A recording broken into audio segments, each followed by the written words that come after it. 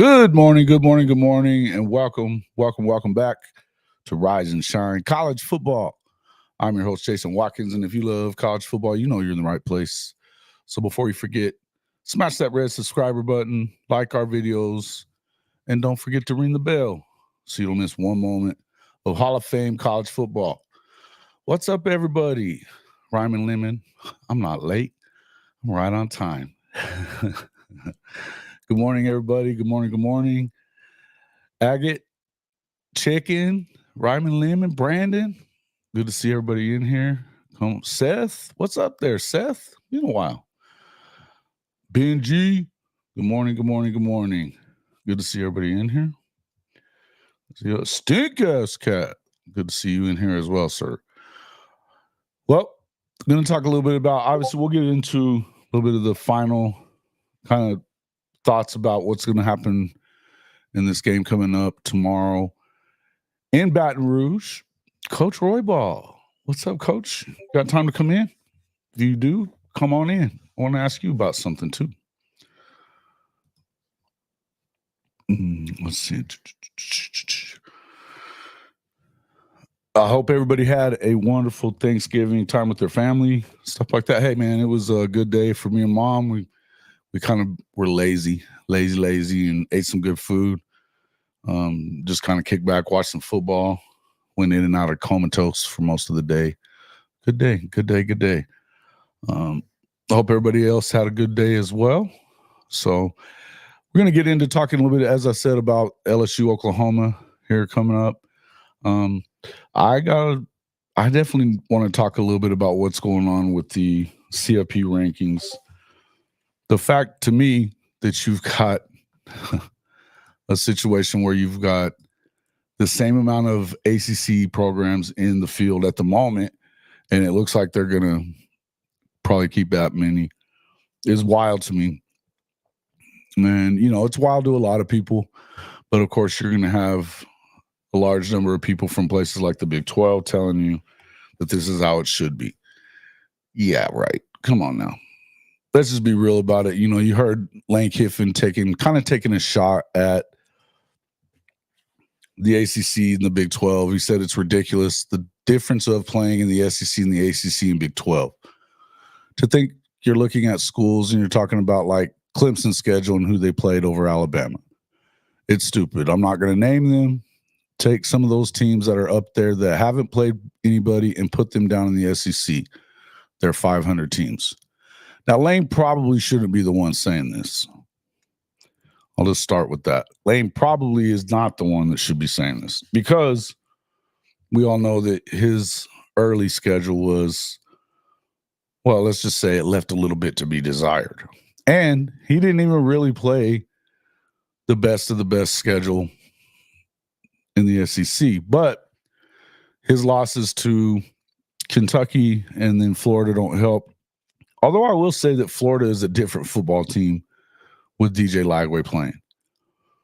And had DJ, let's just say you get Miami playing Florida now instead of at the first part of the season, probably a little bit of a different story. That's just my feelings on it. But as I said, Lane probably shouldn't be the one saying it, although I still do believe that they beat pretty much anybody in the field or anybody that they're going to put in the field or would be in the field for the ACC or Big 12. This is just a fact, guys. Come on. You got to look and see. If you've watched the SEC over the season, you know that there is a lot of parity. When Vanderbilt is going big and getting big wins over a lot of teams in the league, they still lost to some teams as well. But I would just say that Alabama game, big time. And they almost took Texas out too. I think they won by a couple of points, Texas did. I think that it's pretty clear that the ACC is not the same type of – look at Clemson, and, he was talking about Clemson. Didn't bring up any other names, but he did say Clemson. They were competitive for the first half with Georgia. In the second half, it wasn't close. It just wasn't close. So I look at it in terms of you're going to have to give me a reason why the rest of these leagues should have the same number of teams in there. As I said the other day, I'm not huge on all this stuff either way. I mean, I think that the way that they've got it set up is, well, it's all about quote unquote fairness and that kind of stuff. But the truth is that the schedules are not equal. They're just not. And unless you're playing an equal schedule, you're not going to be able to pick it the same. You're not going to be able to say that this win is as good as this win, XYZ. But when you look at the strength of schedules going around, just put it to you this way. The SEC has 11 of the top, 13 spots in strength of schedule. And that even includes Texas. There's actually not one team in the SEC that doesn't play a top 50 schedule in the country. And all but one of them are inside the top 25 in strength of schedule. It ain't the same. Period. Let's just be real about it. Coach Roybal, let's see.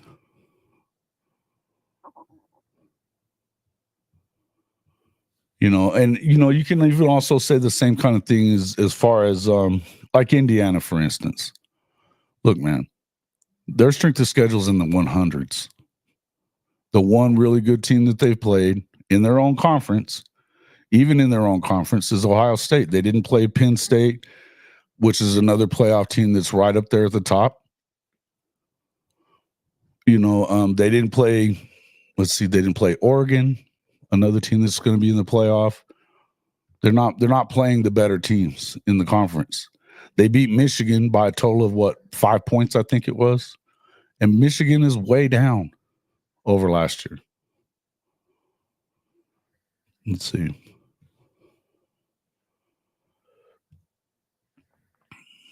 Big 12 is not a power conference, Seth says. I would agree. T-Boomer, good morning. Good morning, sir. Good to see you in there. But the Big 12 is not a power conference. You're right, Seth. And look, I mean, I do think that there's some good teams in the Big 12. I think it's a good conference.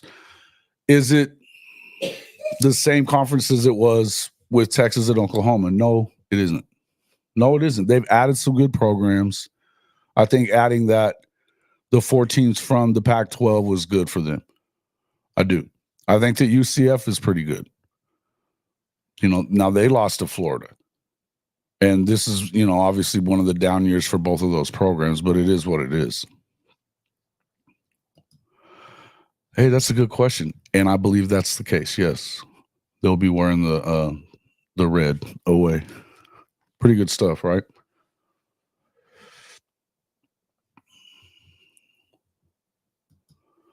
Yeah. I mean, I don't know that you're going to be able to do it. How they're going to do it or whatever. Here's the thing. I'm going to just say this one more time. It's not meant for it to be fair. And they didn't change everything to the point that they want it to be, right?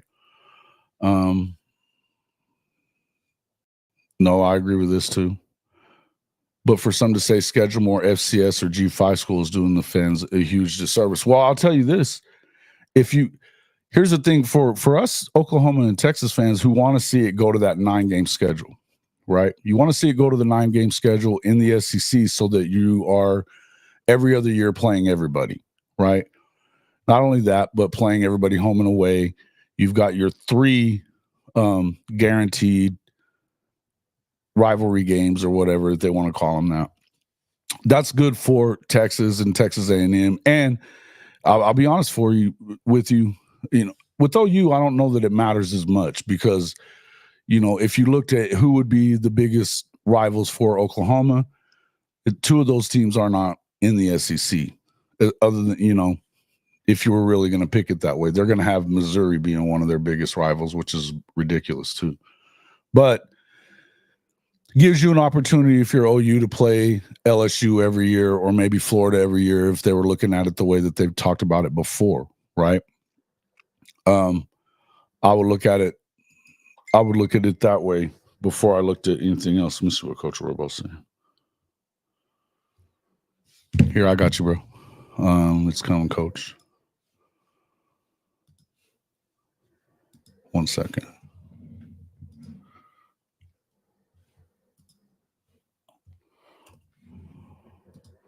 There you go. It's right there. All right. Let's see. Coach will be in here momentarily. Let's see. Subtraction by addition. Yeah. Yeah. And the same is true for the ACC. Let's not pretend that. I mean, look. Right now, you're looking at all three of those teams getting in. SMU. I'll just put it to you this way: for the people that are saying stuff about Alabama losing to like OU and Vanderbilt, well, Vanderbilt beat up on a Virginia Tech team that was expected to do very well in the ACC this year. They didn't in the end, but they're still a bowl team. And Vandy beat up on those guys. Then you take a look at Alabama. Okay, yeah, they lose to Vandy, and then they lose to Oklahoma. Well, Oklahoma could beat a lot of teams. We know that. If you're looking at what they do defensively, there's not a lot of programs out there that are going to be able to deal with that. Clemson, yeah, what have they done? Miami, okay, yeah, you beat Florida. I bet you, again, I would say Florida right now, in comparison to Florida in the first week of the season, is a different deal. And which one of those three do we really believe has a chance to win the national championship? Which one of them? Because I don't see it. The other thing that I don't love is, and I think I said this the other day, but looking at the bracket and what's there, Coach and I were looking at, and you've got two Big Ten teams playing each other in the first round, and you've got two SEC teams playing each other in the first round. So they're going to eliminate one there. And what's up with that? What's up with that already? Who we got? Oh, Oklahoma State and CU. Mm-hmm. Good stuff. Good stuff.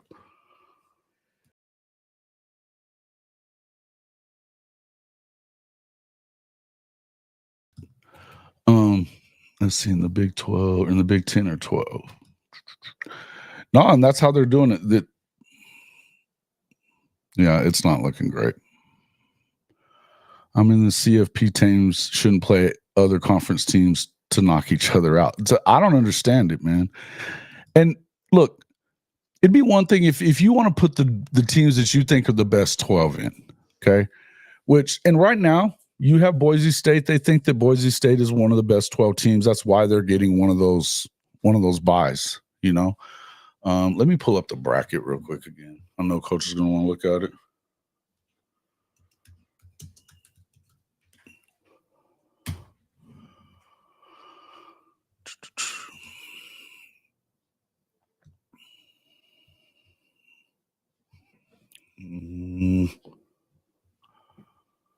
Okay.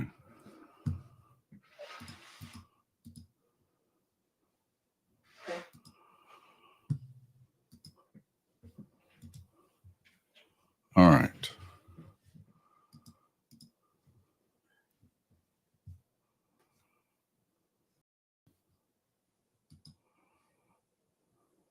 Brandon Drum had the nerve to call X slow.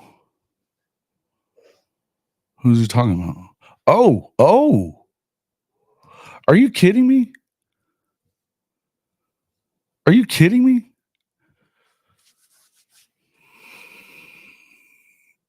Wow. We'll get to that. Make sure you bring that back up, T Boomer. We can get to that in a second. All right. Taking a look at this. I want to know which one. I mean, so right now they're showing SMU in there where, let's see. Is SMU in there? I thought they were in here. Is this the right week?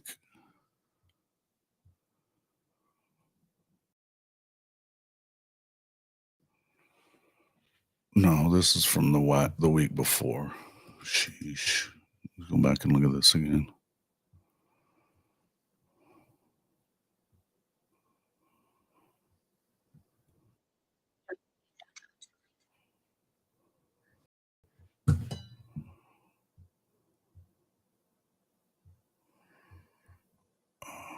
Give me 1 second. Damn it, I can't see it good enough here.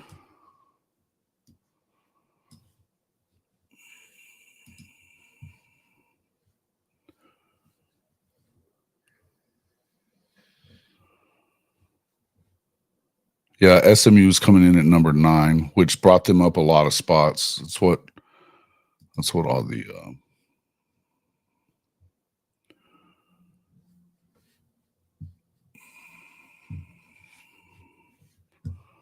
that's what did a lot of that. What's up, Bishop Frank? Bishop Frank, welcome into the show, sir.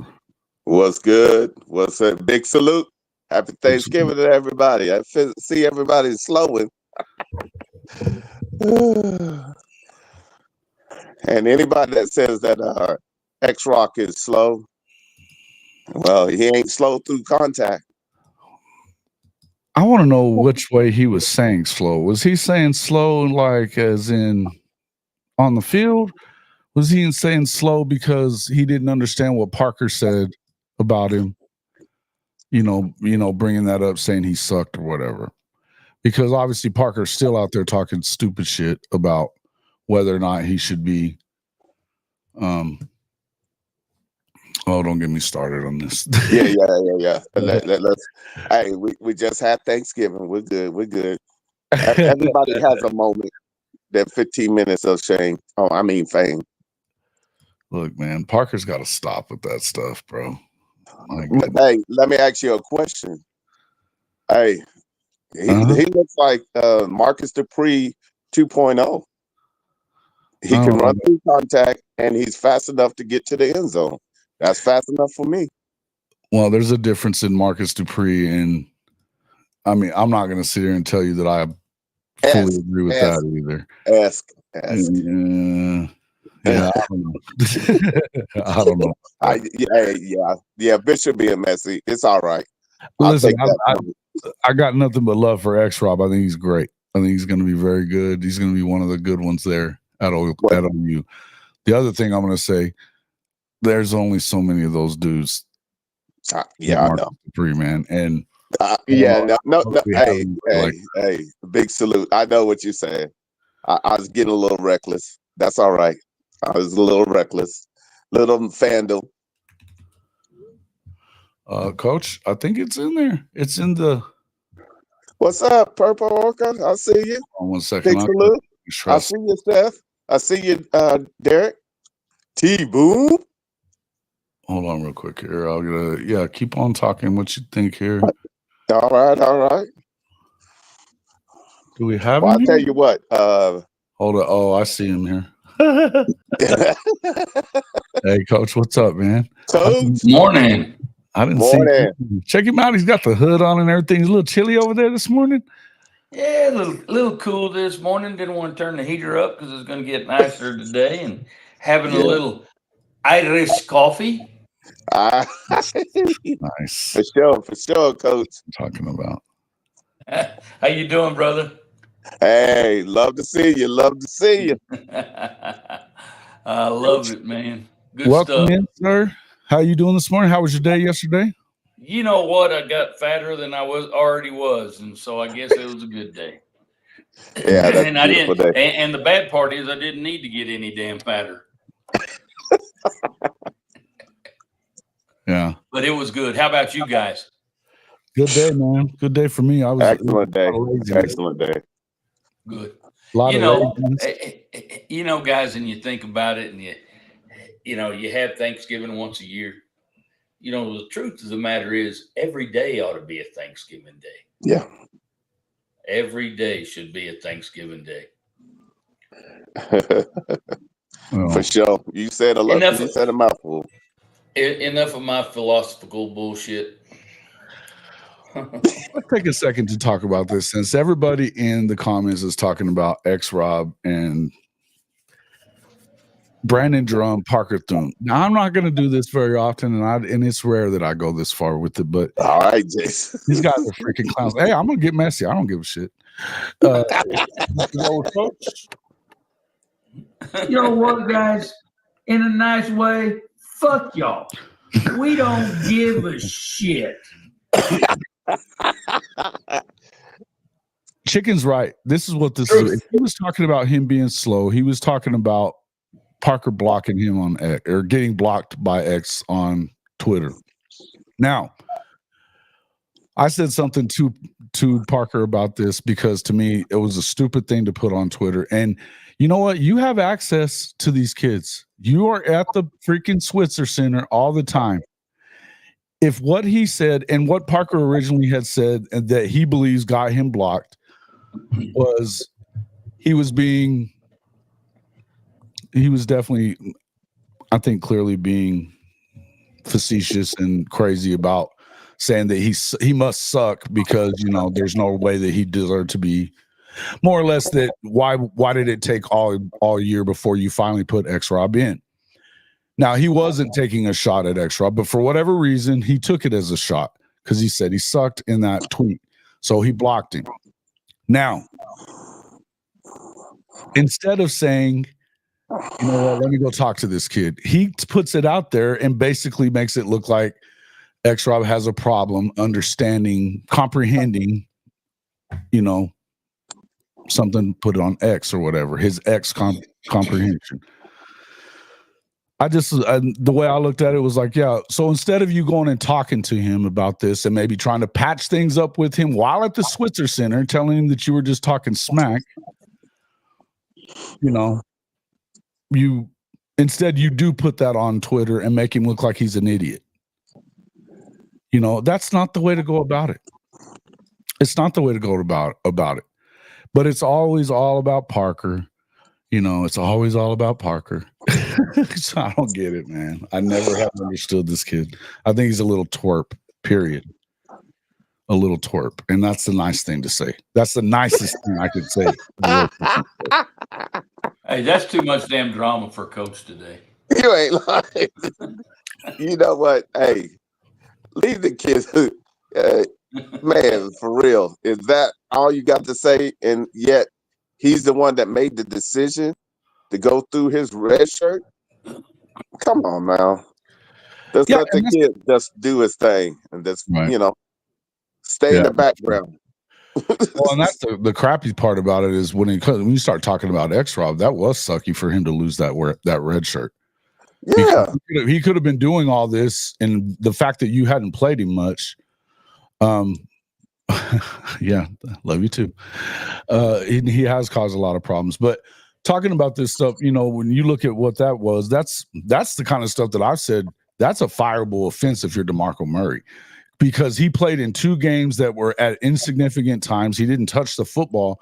I mean, they're losing by 10 in one and more than that in another one, coach. And they put him into the last 2 plays of the game and end up having to burn his red shirt like that. You know, that's bullshit. You know, there's no way that exactly. should happen. And especially when, you know, you look at it. Now, I will say this, and I think that this was something that should be looked at. I was listening to what Gabe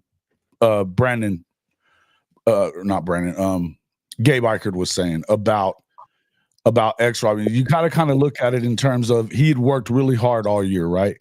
You know, he wasn't probably ready at the first part of the year to be playing a lot. So for a lot of us that are saying he should have been playing in week 2, week 3, week 4, he wouldn't have been the same as he is now by going through everything and working as hard as he did in the weight room with Schmitty and stuff like that. I think that's probably the best part of that for him is that, you know, but he definitely should not have had to burn his red shirt, and it's crazy to me that he did have to. So I just look at it in that way. Okay. Well, you know, to put him in there like that, though, it's almost like you're sending him a message that, you know what, we really don't want your ass here. When you burn a red shirt, you're like that for a kid when you don't have to.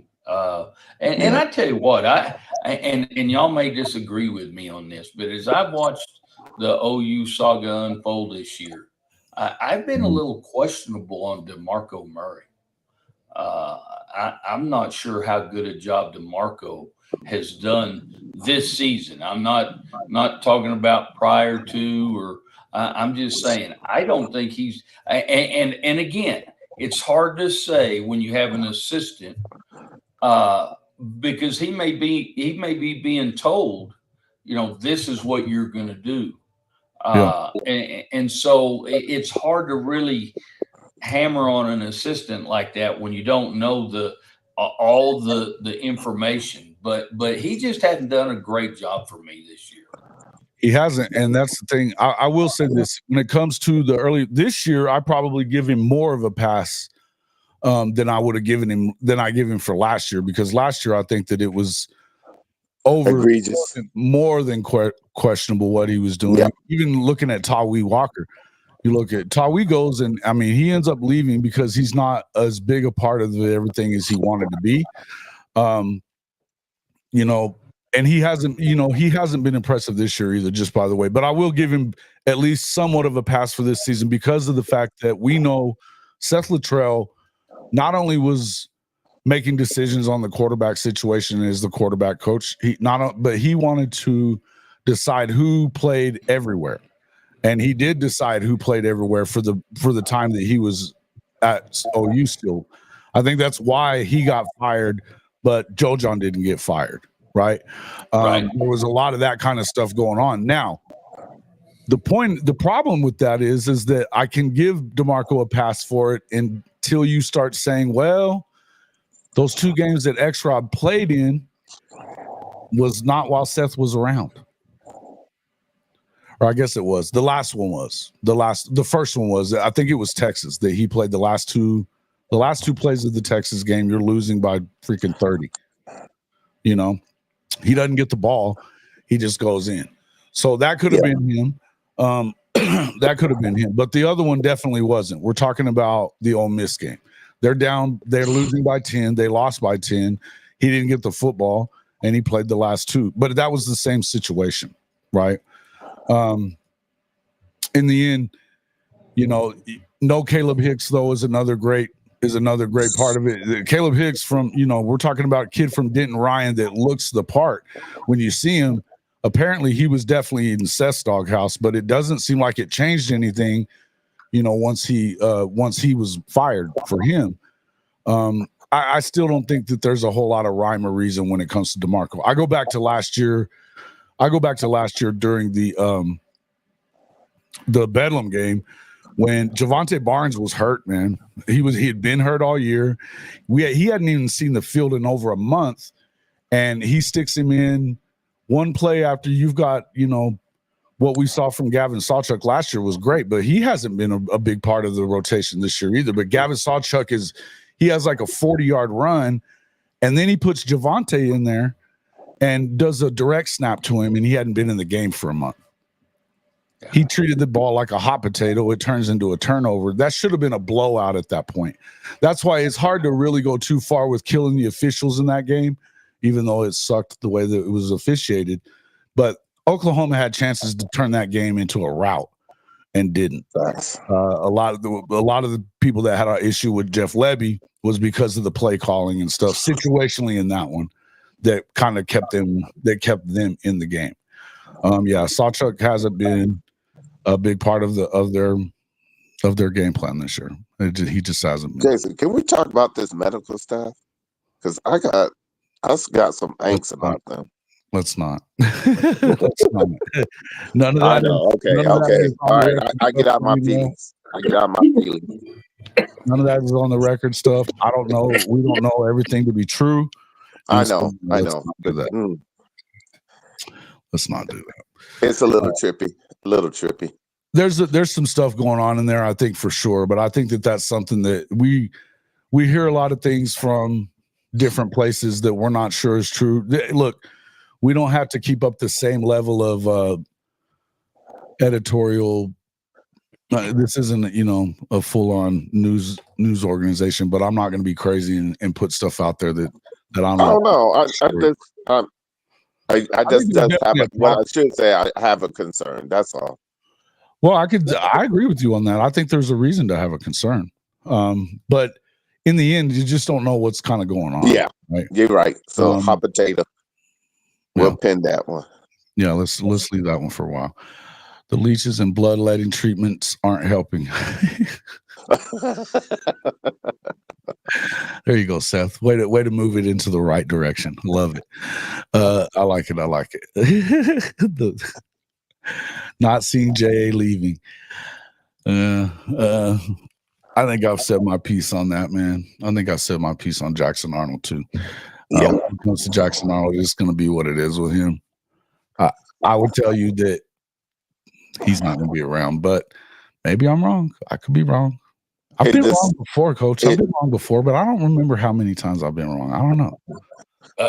I've been wrong myself, guys. I remember that one time that happened to me. Let's talk about this. Let's talk about other stuff. That's funny stuff. So, Coach, I know you heard what I was saying about Giffen and what he had to say about the Big 12 and the ACC, and it pissed a lot of people off. He was going in on them saying, "Look," and this obviously comes a week after he loses to Florida at Florida. And about a month ago, a lot of people thought that he might be the next head coach at Florida when they still thought that Billy Napier was going to get run off. But that's the keyword thought. Keyword thought. Yeah. Well, DJ Lagway, Billy should be thanking DJ Lagway for showing up around there because that's who they don't want to lose. It's not Billy. On one leg. On one leg. Yeah. On one leg.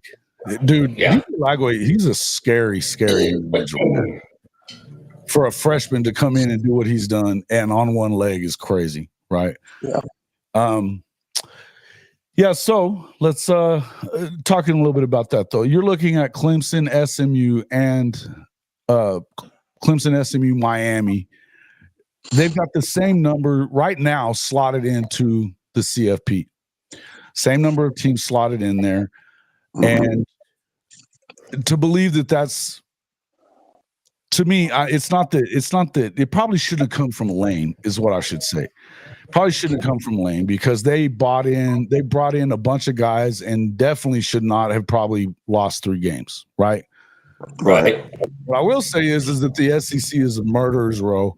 These kind of things, and what I was about to get to before we stopped and kind of got off track here, if you want this thing to continue to be to continue to include the ACC, the Big 12, stuff like that, and them not break away into their own little playoff deal where you've got a 50 or 60 team field or whatever that plays for a chance at the playoffs, you probably ought to realize that the SEC is not really joking when it comes to this stuff, and you better put at least 4 of them in and not be saying things like SMU having 2 losses is better than an Alabama team with 3 because we know better than that.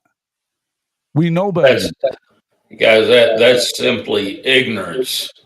That doesn't even make any damn sense. And you know what? And I'll piss some people off, which I usually don't do. Oh, wait a minute, I do it daily. But but here's the thing. And I know you probably disagree with me a little bit on this, Jason, but you know what? The Big 12 sucks, guys. I don't care how you look at it. The Big 12 sucks. And it happened when the good teams left. And it's you can call it competitive, but you know what? When you have shit battling shit, the product is shit. And so I don't give a shit if the Big 12 even plays in this bracket to try to win a national championship. I'm just telling you, it's not good. And I'm not a huge SEC fan myself because I get tired of hearing that shit about how great that conference is. But at the end of the day, if you look at history speaks for itself. And the history tells you they're pretty damn good from top to bottom. Even your bottom feeder teams can beat almost anybody anytime. And you know the Big Ten. You know, I think the Big Ten is not as strong from top to bottom. I think that you have your. It's very top I think very, very top heavy. And then you throw in all you others to be able to compete.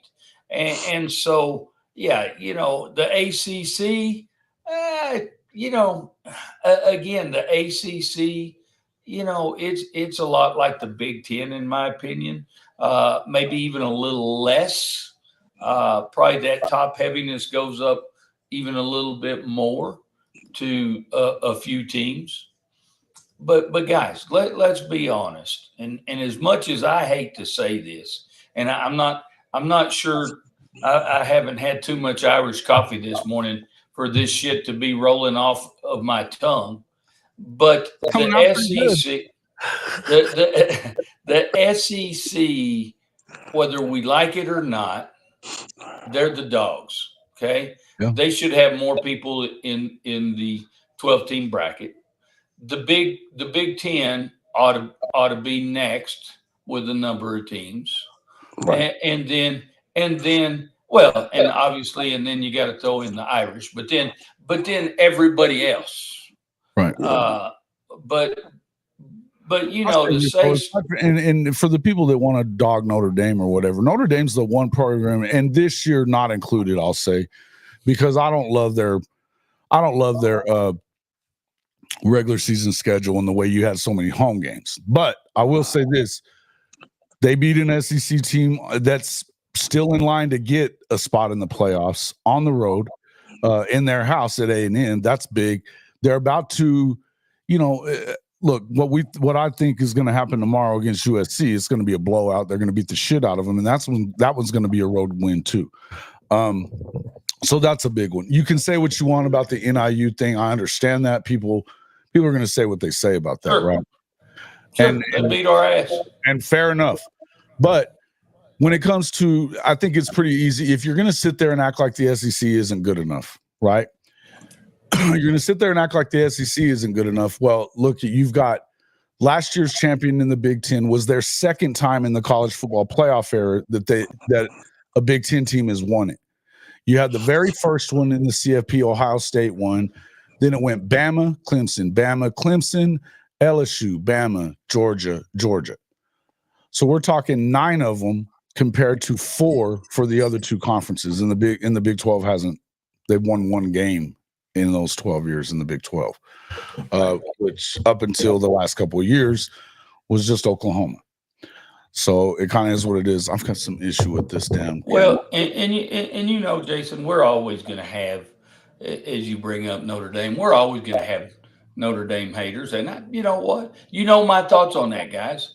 I really don't give a shit. But I'm going to speak to something here from Stephen G. Notre Dame, join a conference, you cowards. Well, let me tell you something, Stephen G. I know you're a Longhorn fan. And, you know, is he not? No, is he not? Oh, I'm sorry. I was thinking of somebody else. Benji. But anyway, Benji. I was thinking of Benji. My apologies, Stephen. You're a little smarter than I thought that you are not a Longhorn fan. But I'm going to say this: don't call Notre Dame cowards, okay? Because I'm going to tell you something. You wish that Oklahoma could do what Notre Dame does and not be in a conference. Because you know what? Not one motherfucker tells us what to do. We do what Notre Dame wants to do. And you know what? If you want to be like the Irish, you can also have 8 straight fucking home games because we do what the fuck we want to do. Whether you like it or anybody else likes it or not, we are Notre Dame, and we don't have to join a piss ant conference. So yeah, the coward stuff. done. And Stephen G, you got the biggest insult ever because you throwing out the coward word, which is ridiculous. Look, what I'll say is these guys they've built their own schedule and have a bunch of rivals in conferences. Okay. The truth is they can go out there on their own and build a schedule, and it's worth as much as the SEC contract or the Big 12 or the Big 10 contract. It's worth the same amount. The CFP gave them 1% by themselves. This is why Notre Dame is able to do what they want to do. They have a $22 billion freaking they've got a lot of damn money behind them. They don't need the money. It's not about the money for them. We can sit here and talk all about it. We can sit here and go crazy about it. And yep, Jay from Unfair Sports saying Notre Dame's going to win it all. But they've got that $22 billion endowment. They're getting $65 million from NBC all by themselves to continue having their games shown, all their home games right there on NBC. And they have another $10 million coming from the CFP. That's the 1%. And then you've got another what is it? Another $10 million a year that comes from Under Armour for their $100 million deal. Yeah, guys, we're wasting our time even thinking about talking about money because we can put anywhere. They're not going to. We can put conference. We can put several colleges together, several universities together, and they can't come up with the money that we have. So shut the fuck up about the money. Yeah, the money. Y'all got me rolling. Y'all got me rolling today. I came in here all peaceful and happy, and you motherfuckers got me pissed off. You know what, guys? In a nice way, fuck y'all. We don't give a shit. Amen to that, brother. What Jay said in here though about Notre Dame winning it all, I told Coach this a couple of weeks ago. I think that they're the best team. They're easily one of the 2 or 3 best teams in the country, and very well could win it all. All you got to do is look at the way that they play. The way that they play, and I was giving USCJ shit on his video that he put out this morning. He was saying that he felt really good about USC and what they were going to do, and I said they were going to get boat raced. Hey, I feel real good about USC too. Yeah, I bet you. He was like, and he came back and he was like, "Come on, man, whatever, you know." But I get it. USCJ better do that. But he loves USC. I give love. You got to back your team, man. You got to back your team. I love you. I love USCJ, man. That's my boy. No doubt about it. If you don't back your team, I'm going to use the word of the day. Coward. Coward. Let's see. That will take you in your bag. This gumbo when SC pulls off the upset. I'm going to put it to you this way, though. If they do pull off the upset, if SC does pull off an upset, Notre Dame's still in the field, folks. Facts. They're still in the field. Easy, Seth. Easy. Come on now. You can't say stuff like that. Hey. After Thanksgiving, y'all guys are spicy. Good night. Hey, man. Thanksgiving was yesterday. We don't have to be thankful today. Hey, this gumbo, look, you gonna get this gumbo down. You better be a man today. Hey, I'm thankful today, though, Jason. I'm still grateful. I'm thankful. Oh, yeah. I'm thankful. I'm thankful. I'm an Irish fan, and you're not. Not you, Jason, specifically, but all those non-believers. No hating here. No hate here. I don't have a problem with that. I know that. But I would tell you that. Do I think that? Listen, big salute. I don't care about them joining a conference either. I don't know what we're even talking about, because it's weird to me that we have these conversations about Notre Dame being in the conference when, okay, well then why is it that these other conferences, you don't play the same schedule? It's like we have this conversation about Okie Light all the time. They don't play an out of conference schedule that's worth a shit ever, and right now they're thumping their chest about. They beat an SEC team early in the season. They did. They got let off the hook, and should have gotten boat raced in that one. That was nothing other than you had just unforced errors on the part of Arkansas. But I'll put it to you this way. What have they done in that conference in the Big 12? They're 0-4. They're about to be 0-9 after today. It is skull bust today there, Jay. I agree. Yeah. Definitely rooting for Coach Prime and the Bucks today, to make that a 0-9 for Mike Gundy, and who probably still will not get fired for being 0-9. That's crazy. He's not. We need to change that name of mediocre Mike to shitty ass Mike. Yeah, he's not even pulling off mediocrity anymore. He's not even pulling off mediocrity, which is why. But it's because Oklahoma and Texas left, though. You get the narrative, huh? Yeah, but he, like they said, Oklahoma and Texas are gone. We're going to be the kingpin in the Big 12. And here they sit in the shitter. Cody Light was saying they're going to be in the CFP 4 times by 2030. Might be the funniest shit I've ever heard in my life. Well, the season's not even over, and he's already one season down. So, golly. Yeah, so that means they're going to have to make 4 of the next 6 in order to pull that one off. Well, and then to add to that, how many times has the Big 12 been in it in the last 15, 20 years? All right, well, it's been around. This is the 13th year of the 13th year of the CFP, right? And how many times has the Big 12 been in it? About half of them. So 6, 7, 6. I thought it was closer to 4 or 5. No, Oklahoma went to 4. Went to 4. Then you had Texas in one and TCU in the other. TCU is the only Big 12 team. There you go. And that was over a Big 10 team that they probably shouldn't have beaten. Right. Well, TCU got on a roll, and I mean, good things happened for them. Yeah. The area code rules. Yeah.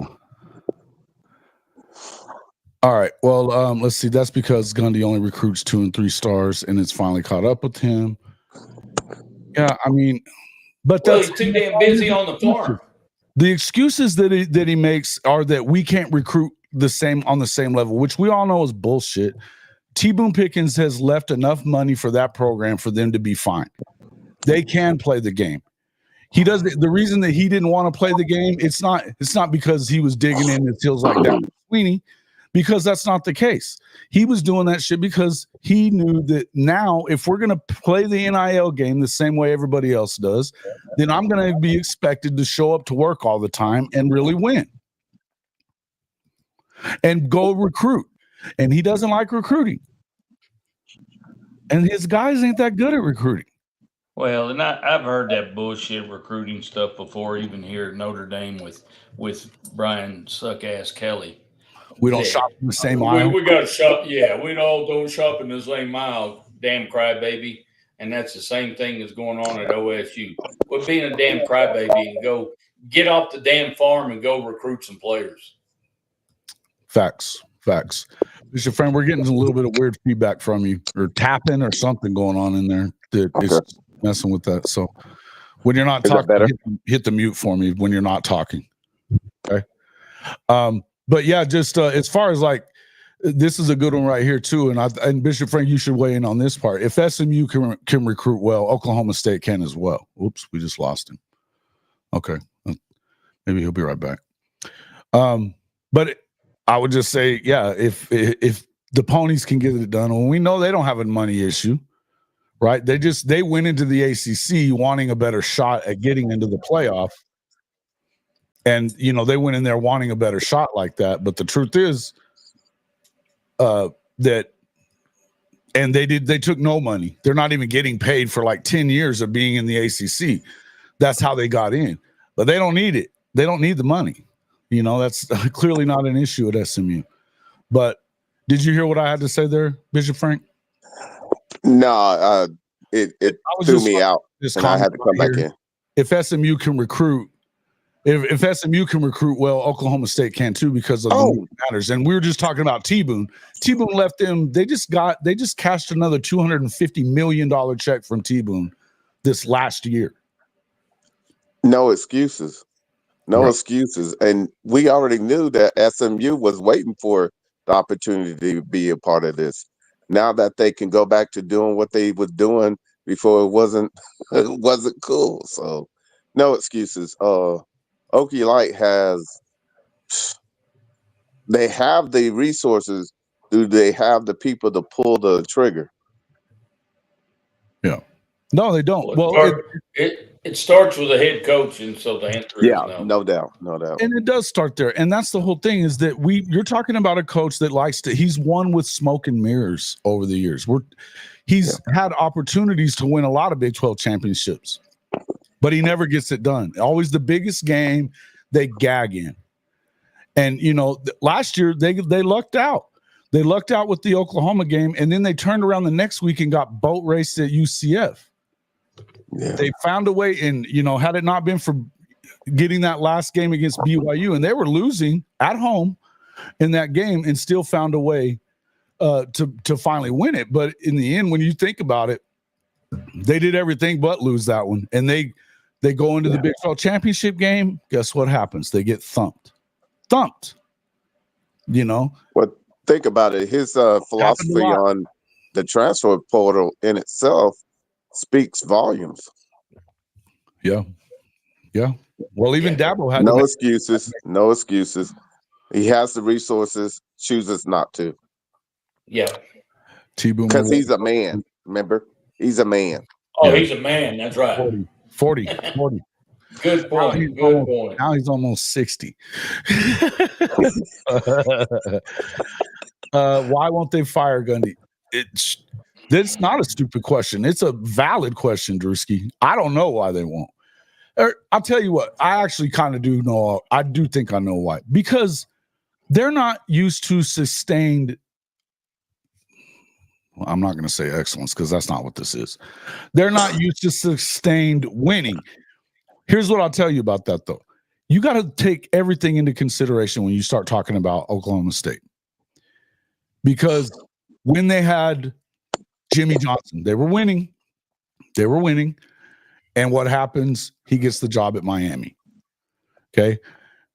They were winning with the Hatter, right? They were winning with Les Miles. He takes off and goes to LSU.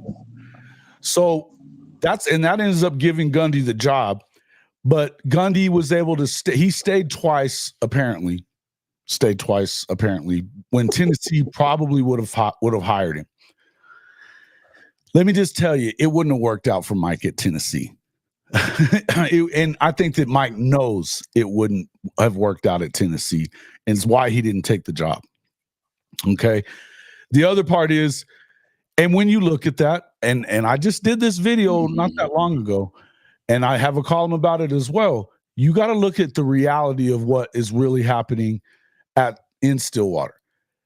They've been able to win some games, and they talk about, they've won more games at Oklahoma State than anybody but OU in the last 10 years. Okay. That's because they've played in a bad Big 12, folks. A bad Big 12. When A&M left, when Missouri left, Missouri used to beat Oklahoma State quite a bit. A&M, Mizzou, Nebraska, and Colorado left. That left them in a prime position to be good. Okay? Now, mind you, Baylor has won more freaking conference championships in that time than Oklahoma State has. And Oklahoma State got one of them because they didn't have a damn championship game. You can bet your ass they'd have found a way to blow that son of a bitch had there been one. You know there would have. That was, Big 12 follies. Again, the Big 12 has not been run well for shit since in all of its existence. Dan Beebe was terrible. And, he's the one that allowed all this stuff to get started the way it was, because the Big 12 was the best conference in America for a while. It was. There's no two ways around it. when Dan Beebe and all that stuff that was going on with the Longhorn Network and all that, and he just allowed it to go down, that's what started us on this journey of where we are right now. Yeah, but they would have crucified him at Tennessee. Cowboys were beating Texas. You didn't let me get to that there, Seth. Texas was a shit show too. Texas was a shit show too. Think about that. After Mac Brown, what have they been until now with Sark? Trash. Another one. Baylor and K-State have more freaking conference championships than Texas in the last 12 years.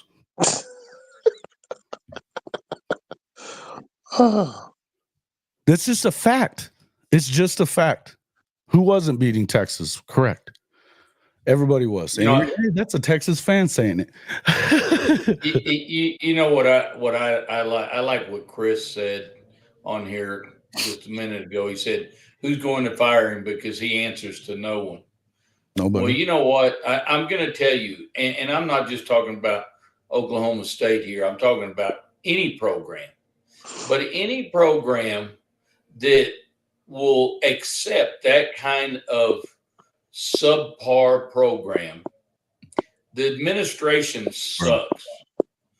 Because I'm going to tell you what, if I was at Oklahoma State University, I'd already fired his ass, much less today. I'd fire his ass today.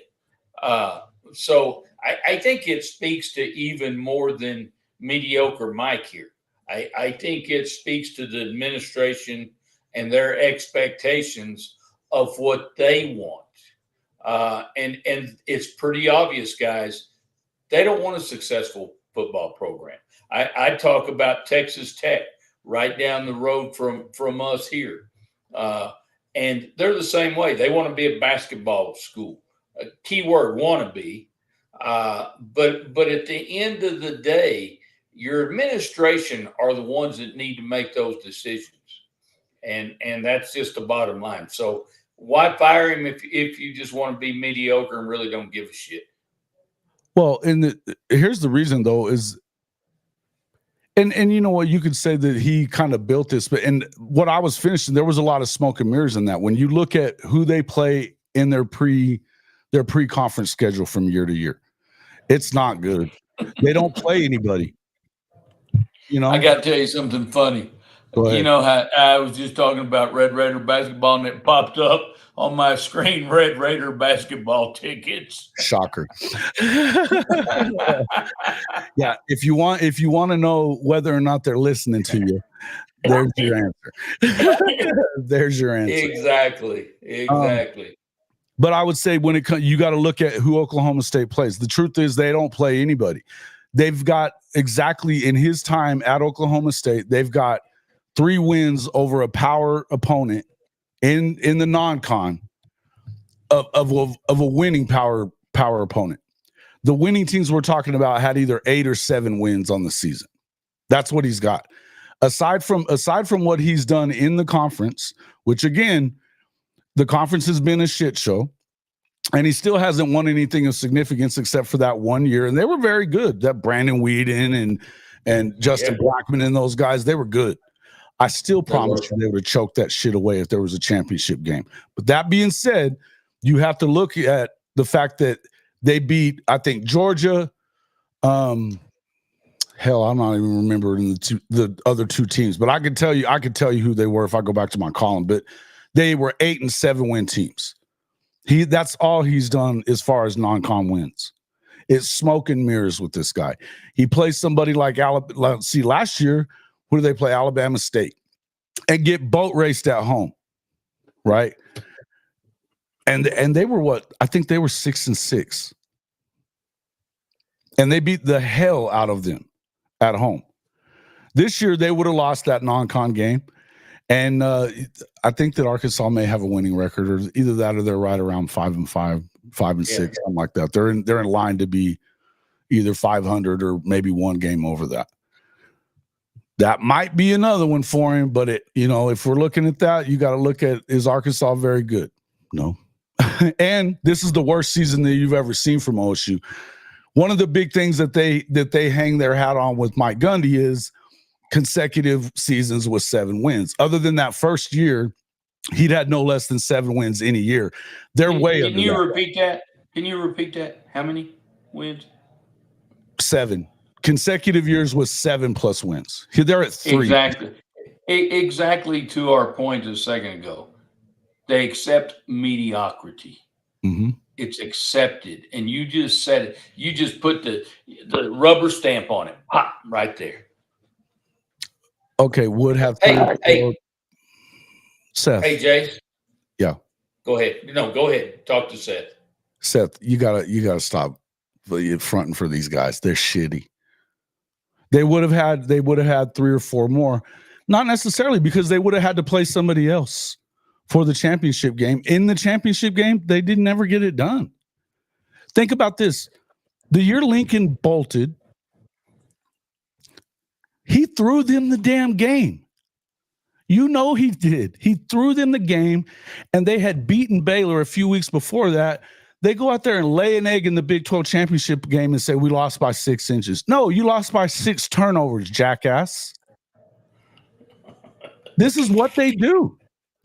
So I'm not going to sit there and tell you that they would have had 3 or 4 more Big 12 championships. Look at this year without Oklahoma in the picture. And they had 20 of 22 returning starters from last year's team, and they're 0-for. They haven't won a damn game in the Big 12. I don't buy it. I don't buy it. Go ahead. Hey, Jason, why do we want to mar your show with mediocrity today? Let's talk about something else that's all right, far better than OSU. I mean, hell, we're being mediocre just talking about the son of a bitches. Facts. Look, they got a lot of good players from Oklahoma while Lincoln was here. They did, and they still weren't winning. But yeah, we'll move on. Let's move on. All right. Yeah, they did, and that's the other part. Let's talk about this Oklahoma game. Let's talk about USC Notre Dame real quick. Let's do that first, and then we'll get into Oklahoma.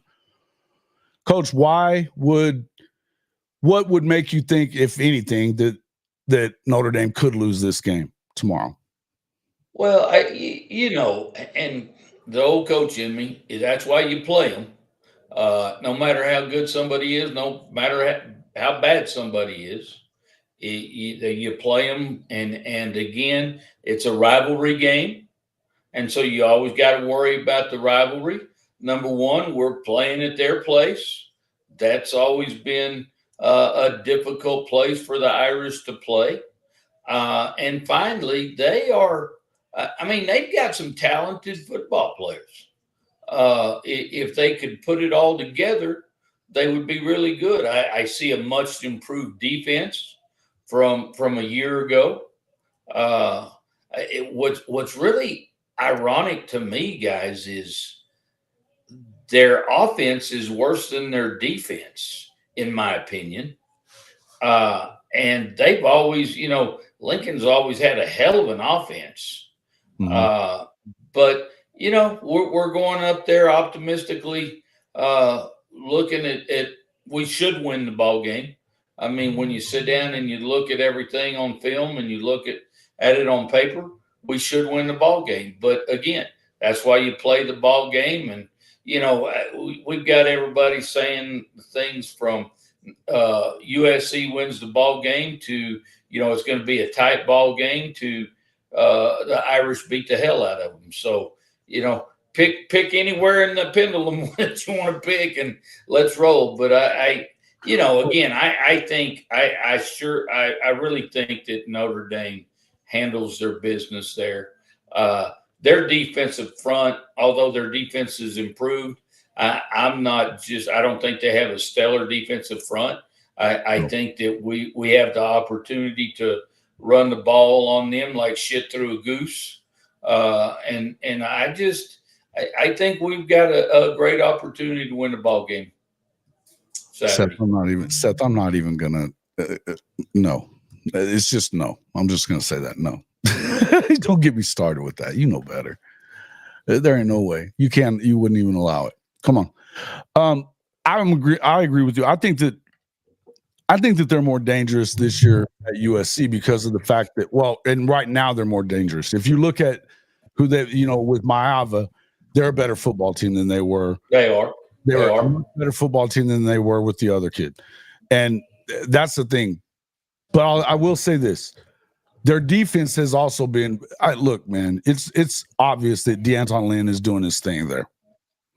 They're doing a great job. They've got Coach Henney he was the Rams guy. He coached, one of probably the best defensive linemen in history, right? He was his coach for a very long time.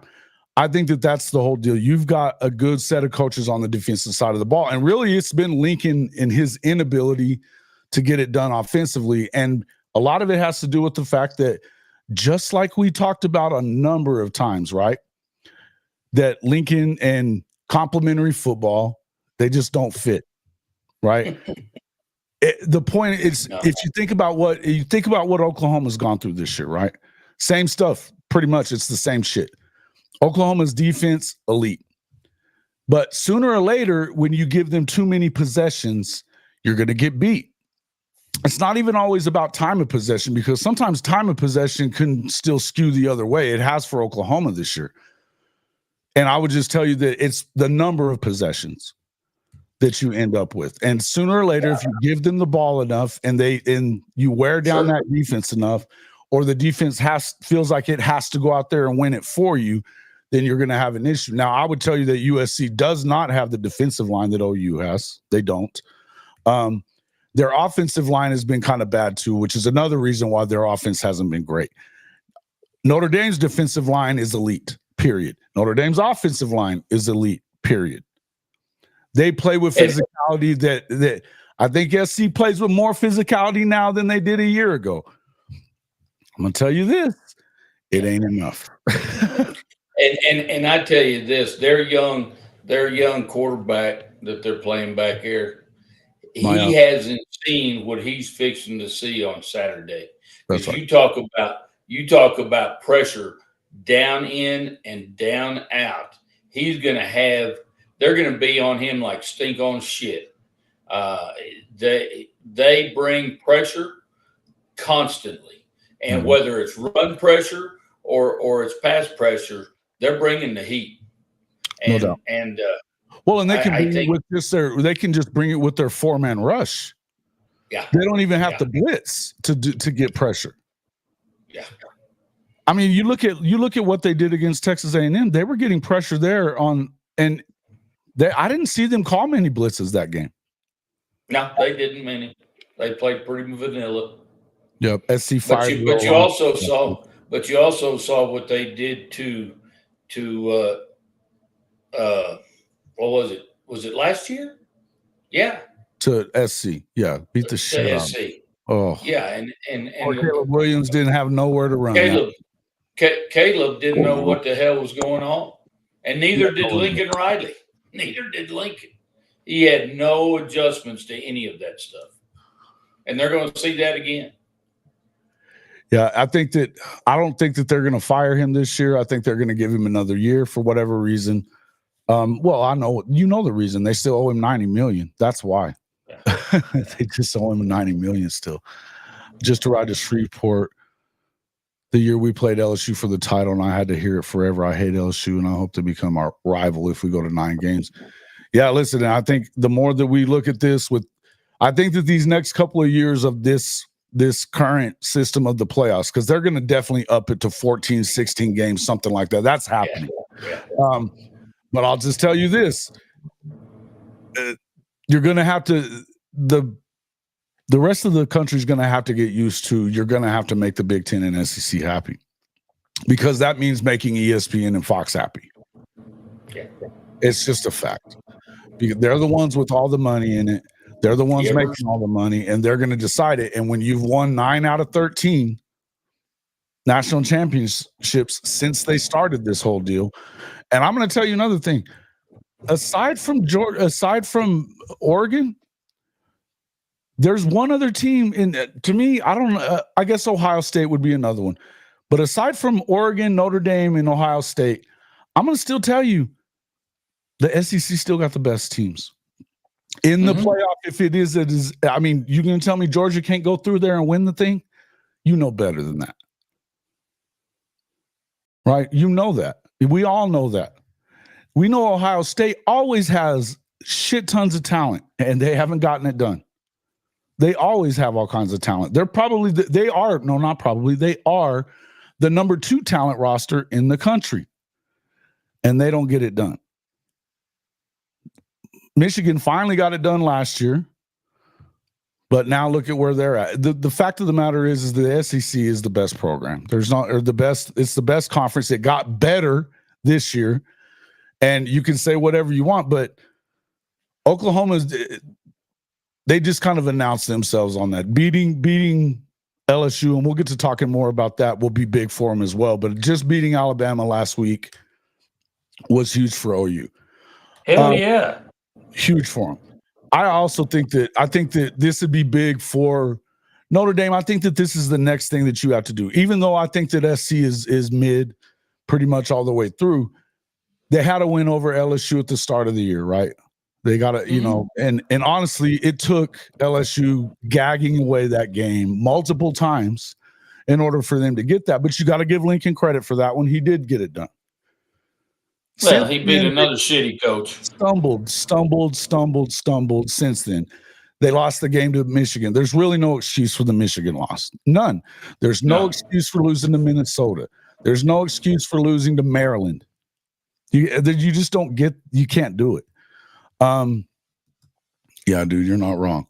And the bottom line is that, yeah, I think that you're right. I think that where Notre Dame is going to hurt SC this weekend is in the trenches. There's no two ways around it. And look, you can say what you want about what Notre Dame is or isn't, or who they've played and who they've not played. We know this. Every time Navy was supposed to beat them, they beat them by 50. Okay. This last week, Army's been good all year. All year. They beat them. What was the final? 52-13 or something like that? I can't. My fingers couldn't. Exactly. My fingers couldn't keep up with it, so I don't remember. 13 or something. It was something stupid like that too. Yeah. But I mean, yeah. Well, yeah. What's Seth is saying? Having a big D matters. It always matters. Whoever tells you size doesn't matter is just tiny. That's all.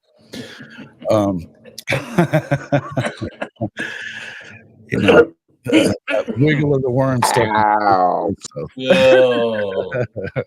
I love it. Oh man.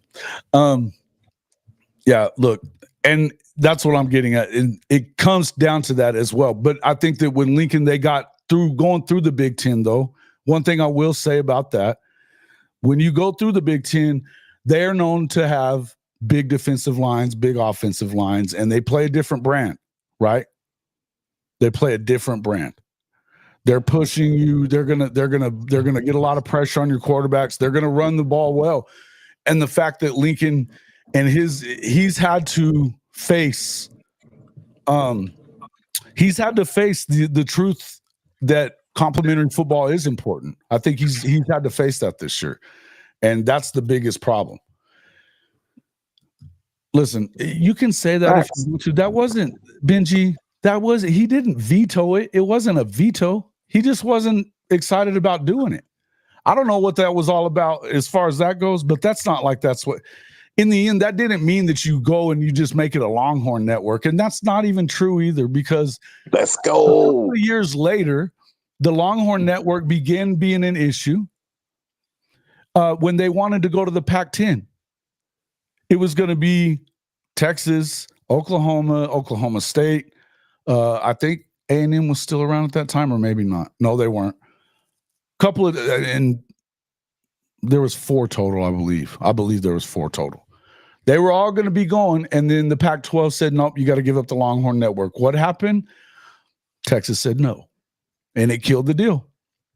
So you can blame it on everybody else if you want to. We all know it was Texas's fault there, Benji. We all know. Oh, Big Mike. What's up there, Big Mike? What up? What up? What up? You on the road? Yeah, man. Good stuff. Mike Boganowski. What's going on, man? You guys cruising, or are you flying down today? Oh no, we're south of OKC, heading up to Dallas. Nice. Heading to Dallas to fly, or you're going to fly from Dallas? No, we're driving the whole way, bro. Riding dirty. Yeah, that's a trek, brother. That's a trek. You're riding dirty. Yeah. Wow. So 13. Yeah, about 13 hours. That sounds about right. Yeah. Well, it'd be about the same from here, probably. Pretty close to it. Unless you're riding with Coach Royball, then you'd be there in about 6. That's about a 6 or 7 hour trip. For Coach Royball, it is. We went to the Big 12 Media Days last year. It usually takes about 6 hours to get from where we are here to Dallas, Fort Worth. He was there in about 4. Yeah, 100 plus. Hey, I try to make moves like that, but there's just people that just want to stay in the left lane and drive like my grandma. Yeah, You know them what I mean? suckers Like, piss me off. Hey, I'm trying to be in the left lane on some criminal gang shit speed. Like, I'm Amen, trying to go, brother. and these people are pissing me off. Yeah, they make you start having to weave in and weave out, and just get your ass over, you slow ass. Yeah, it drives me nuts, man.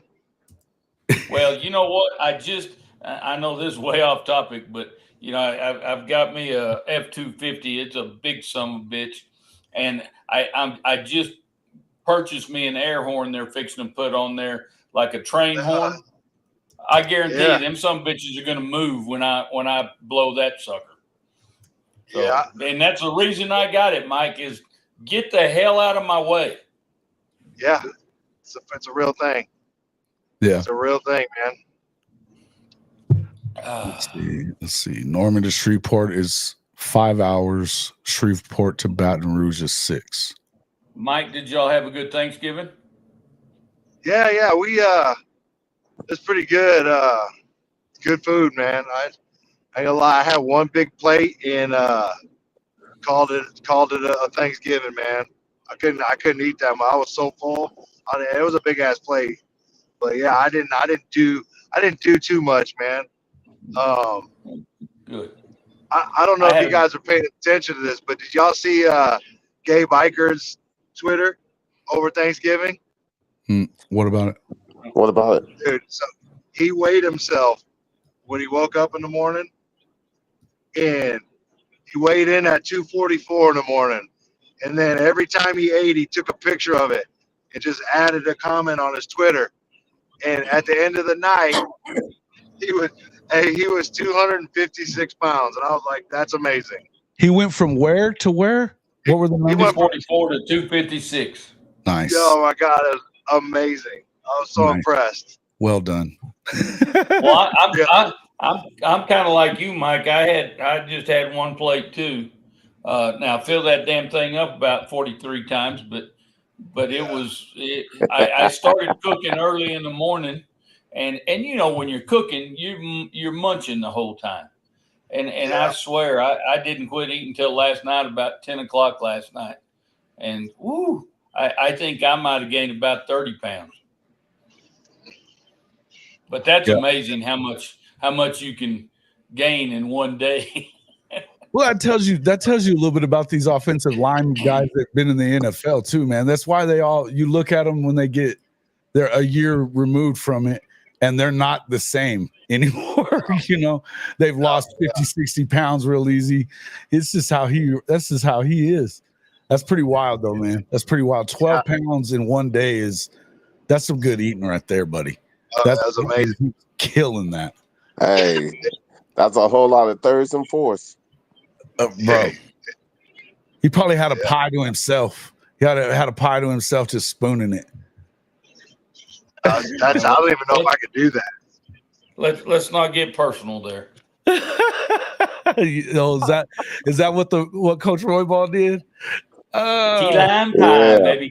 The old key lime. Hey, Bishop had a trough on. I love it. Oh man, that's good stuff. So hey, Big Mike, you never did tell me what did Junior get for a vehicle? What did he get? Did he end up getting a truck like you wanted him to? No, we ain't get nothing. We didn't get nothing, man. Really? We didn't get any. We kind of ran out of time. Oh. Kind of ran out of time. We had to get back. He had to get back for practice meetings or whatever. But yeah, it's he's taking his time. Now, I can't say that's a bad thing, but he doesn't just want to get something to get something. Yeah. No worries. What is he looking at though? What's something that what is he wanting? Is he going to go with the truck, you think? No, he ain't getting a truck, man. That ain't going down. He's not a truck. He's not a truck guy yet. That's not. He's gonna get a car. He's a luxury kind of kid. Mm-hmm. Something fancy. There you go.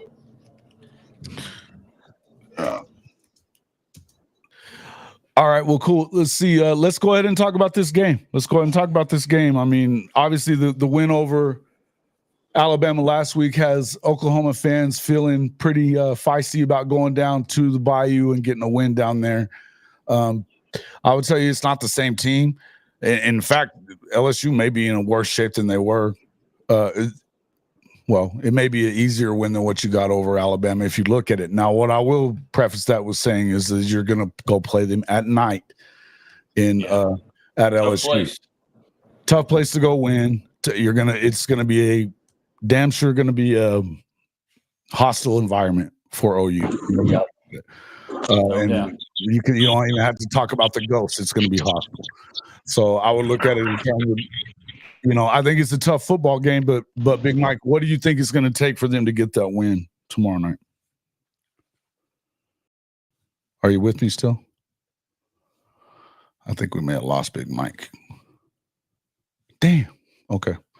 We'll go back to that. Coach, what do you think? Or you know what? Let's go to Bishop Frank real quick, and then we'll go to myself. Bishop Frank, what do you think is going to take to get a win tomorrow down there?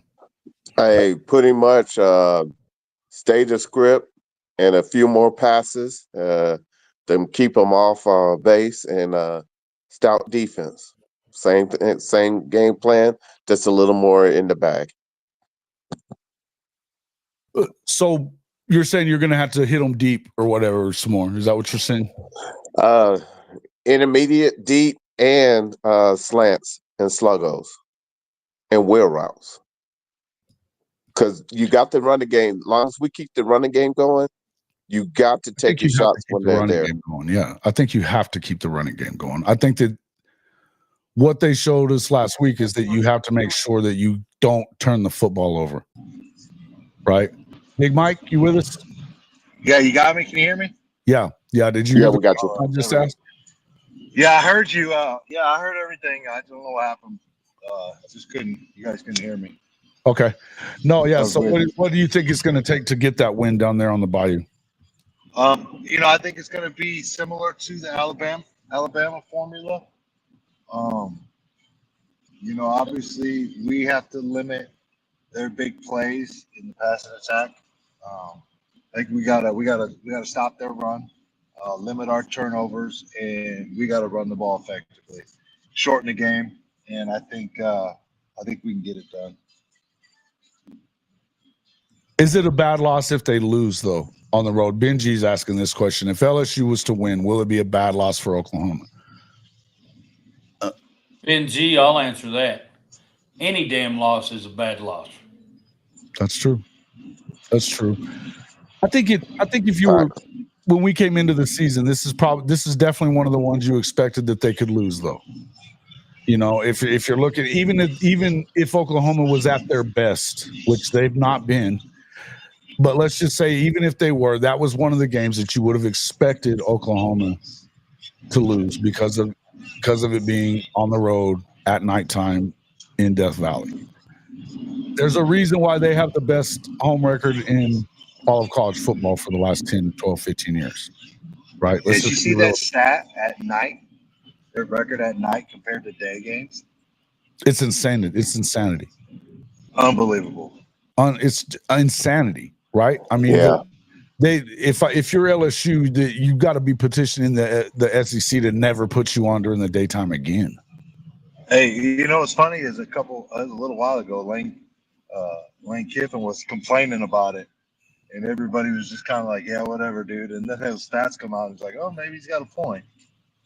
Yeah, listen, I mean, it's pretty crazy the way it goes. But I think that to kind of piggyback off of what you guys were saying about, how do you go down there and win? I don't know that you change anything until they make you change it. I think that you go down there with the same intention that you had against Alabama. Now, do I think that overall in the long run, you're going to have to be better at throwing the ball downfield? Sure. But expecting Jackson Arnold to be something different than what he is right now is kind of stupid. I wouldn't go out there and say, hey, we're gonna hit a ton of plays down the field, because they just haven't done it. Now, you're gonna have to take some shots, and I think that the double pass, for instance, it served a purpose, even though it didn't get the touchdown. I think when you do that, you kept them from coming up like that again. Where they sold out on the first play and they sent everybody. After that, they kind of had to back off a little bit after that. And so that allowed you to continue running the ball the way that you were, because they couldn't just stack the box and do that, because they knew that Oklahoma at least had the ability to give it a shot, right? He catches the ball and even changes it more. But I think that even though they had to know that there's a danger that they might go deep on this, Yeah, that's the same crap we've been talking about all year. It's like, hey, you got to take some shots just to make the defense, play honest and not be the whole defense within 10 yards of the ball. Like, we have to threaten them. Even if we ain't hitting, you got to throw it, man. You got to loosen them up a little bit. Yeah. Nah, and I'm gonna agree with Seth here too. He said if we really want to run the ball, Hawkins is the better option. A couple of J runs last week would have been TDs if it's Hawkins. I don't disagree with that. What Ryman's saying, he disagrees. He thinks he's a better scrambler. He's definitely a better scrambler. But as far as being a running back, I don't know that it's JA either. I mean, Ryman, I get the point of what you're getting at. I don't know that I agree with that completely. I think that if you're putting in, you didn't see a ton of designed runs for Hawkins whenever he played in those games. But the one that we know was a design run he took to the house from over 60 yards. And it didn't take him damn long to get there. That was one of the fastest times in college football this year on that run too. But yeah, I think that as far as go ahead, Big Mike. Yeah, I like if you're going to run the ball 20 times, 15, 20 times as quarterback, I think I like Jackson a little bit more. He's a little thicker, a little bigger. Seems to be. We all saw Michael Watkins take shots or whatever, but I'm a little more comfortable with, a targeted run game with my quarterback, with Jackson. He's a little thicker, a little bigger. So I think you can absorb a little bit more of that. Yeah, I don't know. I don't know that I agree, but I get where you're going. No, I'm not saying that he's the one. I'm okay with it. You know what I mean? I'm okay with that. Like I don't have I'm not going to sit here and pound the bench about, it should be Hawkins. I'm okay with that if that's what you choose to do. Right. Not sure that he could. We say that. Let's see. Swearingen says, I'm not sure Hawkins could take the punishment that Jay took from Bama, but think about the punishment that he took in the game against Tennessee. Yeah. I mean, he took it. He bounced. Yeah, and like I said, if you're looking at Jackson or if you're looking at Michael Hawkins, like, this is kind of the assumption I think everybody has. Like, if you're looking at Jackson Arnold transferring next year and Michael Hawkins being the future of Oklahoma football at the quarterback position, Jackson Arnold. I think that's how I get there. Okay. Look, I mean, it is whatever. And Jay is a better runner than he is a scrambler. I think that I think on a design run he did a good job. I'm not saying that he can't play the position, but I still believe that you guys know where I'm at on the Jackson Arnold Michael Hawkins situation too. It's not like we're going to break any new ground with me on JA. But I'd say, Coach, where are you at on this? And obviously I think you can put into perspective what it means with BK. Have they quit on him? Should that make it an easier win for Oklahoma? Because to me, it looks like they may be out on their head coach down there. Well, I'm going to say this, and Those of you that know me know I love Brian Kelly. I hope y'all beat the shit out of him. But also, I wrote a few notes down here as everybody was talking. But I think obviously, I'm going to be Captain Obvious here, but y'all got to run the football against them, and I think your quarterback, whoever it is, needs to be a big part of that running game. I think that one of the things y'all are going to have to really make sure you defend is Kyron Lacy. Uh, he's one of the best receivers in the SEC, and I think that y'all need to make sure that y'all shut him down for sure. And Nussmeier, he's I think what top 2 or 3 passers in the SEC with over 300 yards a game, and I think that's now he will throw some interceptions. And with y'all's defense, I think that's again, I think that's another key to this game is, can you put pressure on him and get the ball out of his hands quickly where they can't throw a deep ball and make plays on you guys. I really believe just overall, I think the game is going to probably be won in the trenches. And then the last statistic everybody's talking about is playing there at night. I mean, they're 14-1 playing there in night games within the last 15 ball games. And so again, that's just a tough place to play. But again, like I always say, that's why you don't play it off the paper. You go there and you play the damn game. And I feel good about OSU's chance or OU's chances. Excuse me, guys. Yeah. You can shoot me for that shit.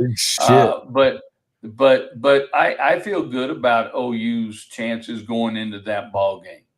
I do think, Jason, what you said, I think that it's going to be interesting to see what the culture and dynamics are of LSU and their head coach, and see how things are working there with Brian Kelly, because I think he's lost. And he was the one that was getting ripped on the sideline last week and being told, us that, F word, told he's not coachable, that kind of shit.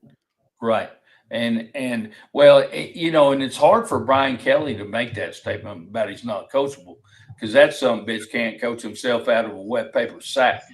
That's my thing is that, Coach, you'd have to, if you're going to demand, them to be, look, we know that they've had an issue with that kind of stuff. That's factual.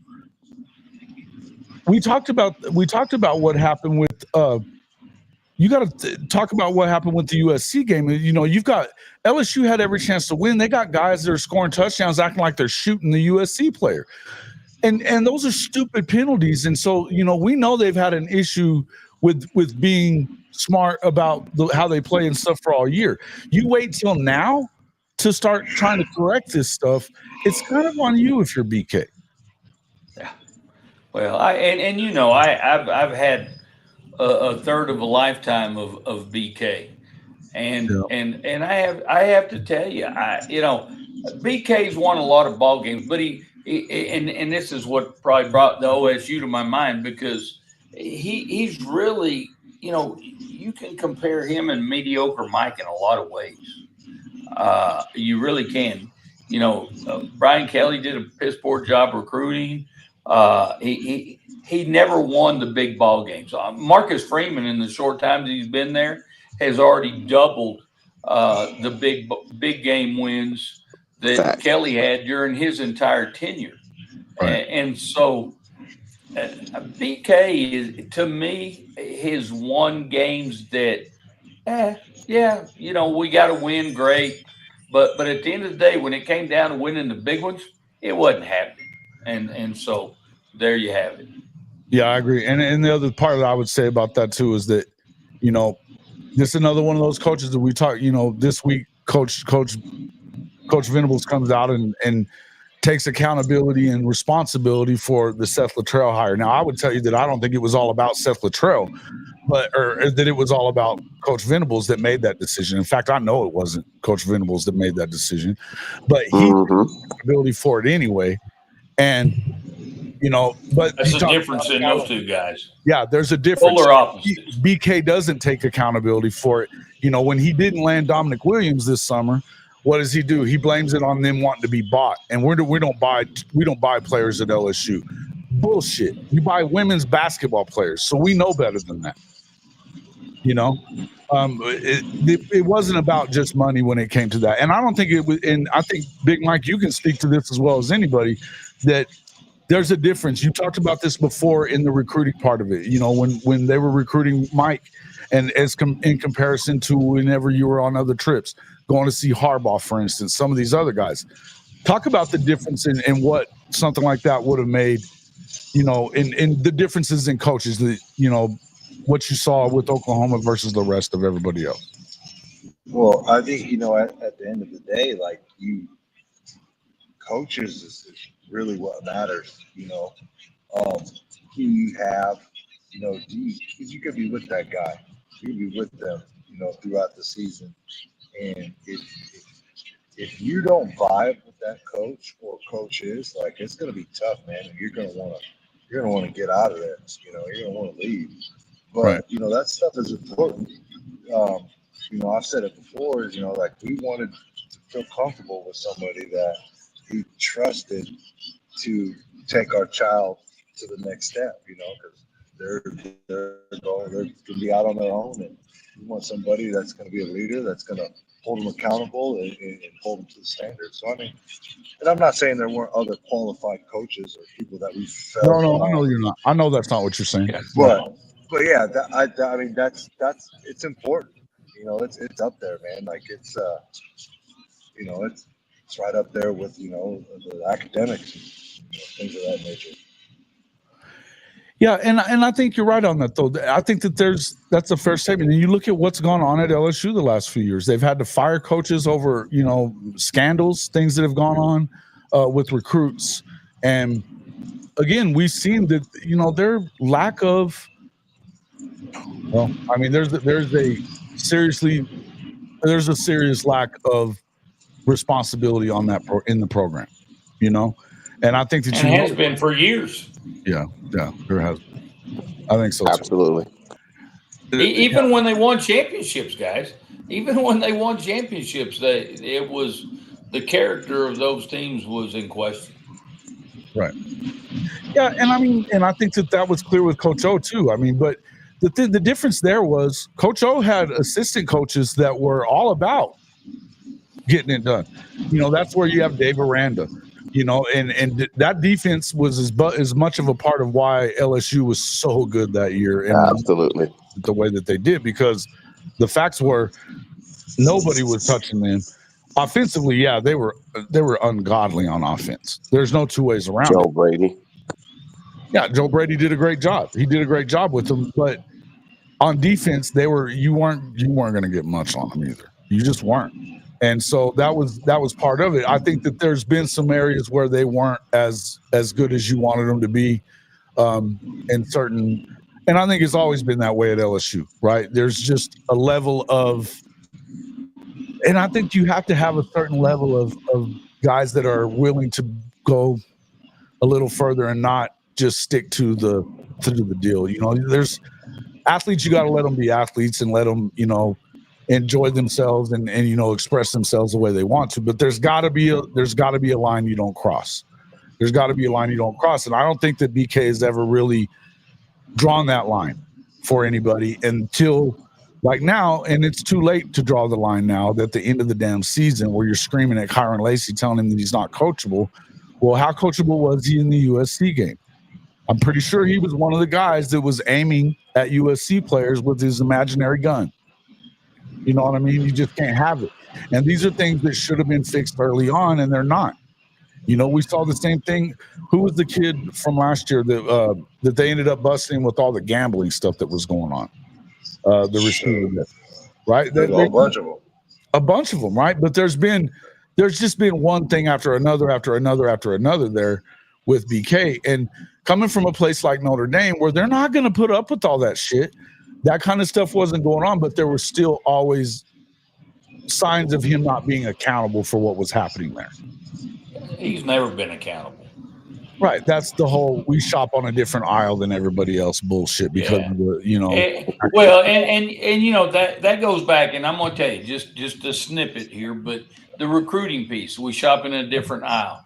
Well, the reason he said that is because his ass was always on the golf course playing golf while his coaches were out doing the recruiting. Right. And so that's why he couldn't recruit.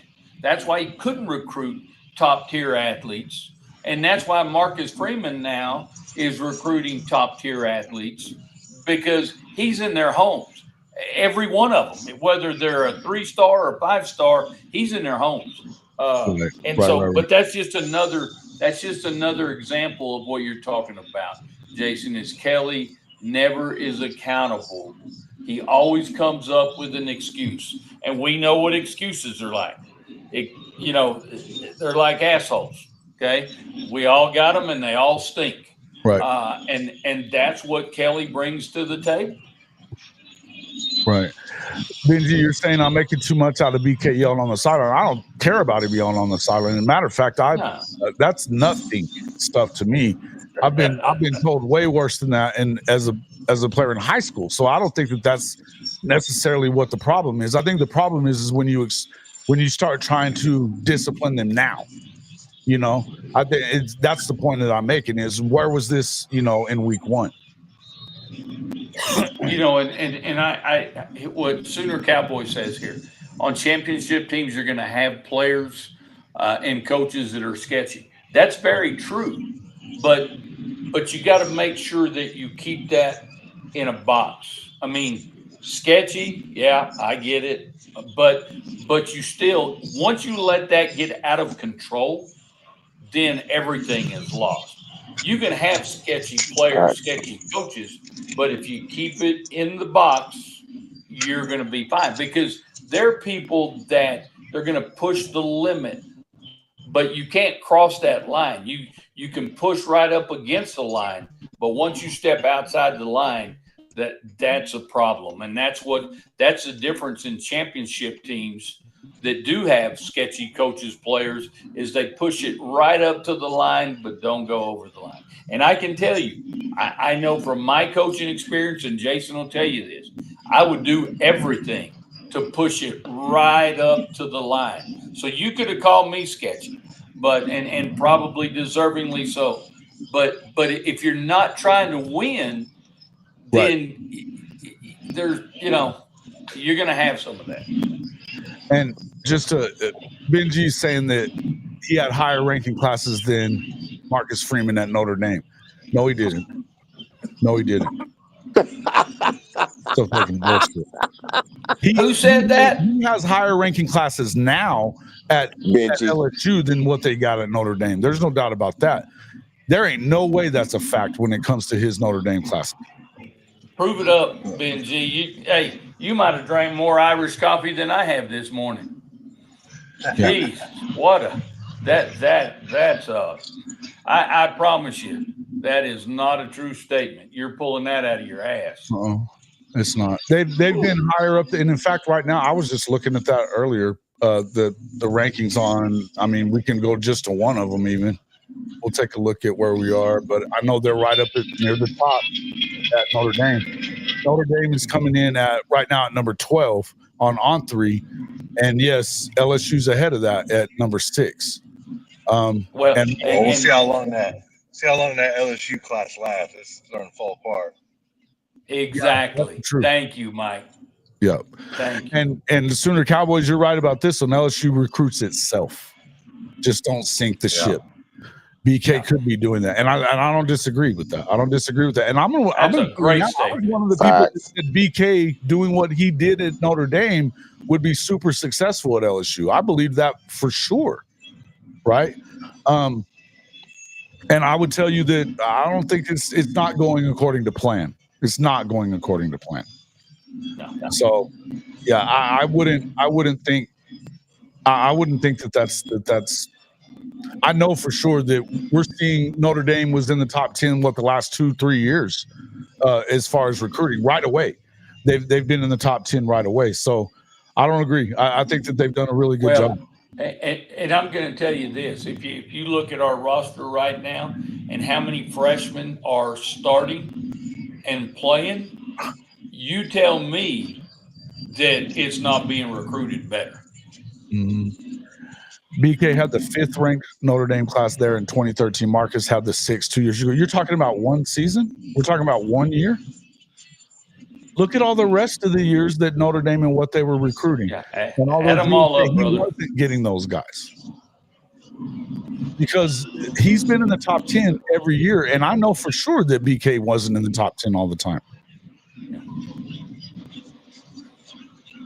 We know that because they didn't have the depth. Once you got into they had that BCS team that went and played the national championship and got boat raced by Alabama that year.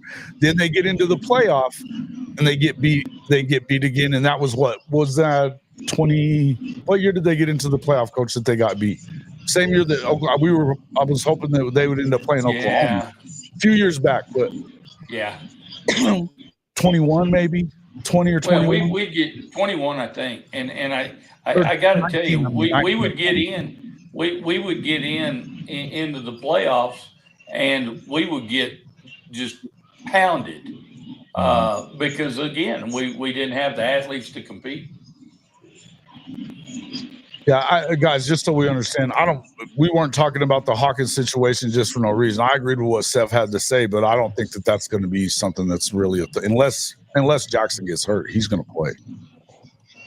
I think that's clear. They've made that clear just by talk about merch. What they've done. Oh yeah, check out the merch. Check out Bishop Frank got with the "It's Always Meant More" at Oklahoma hat. That is one of our awesome trucker hats that we have there.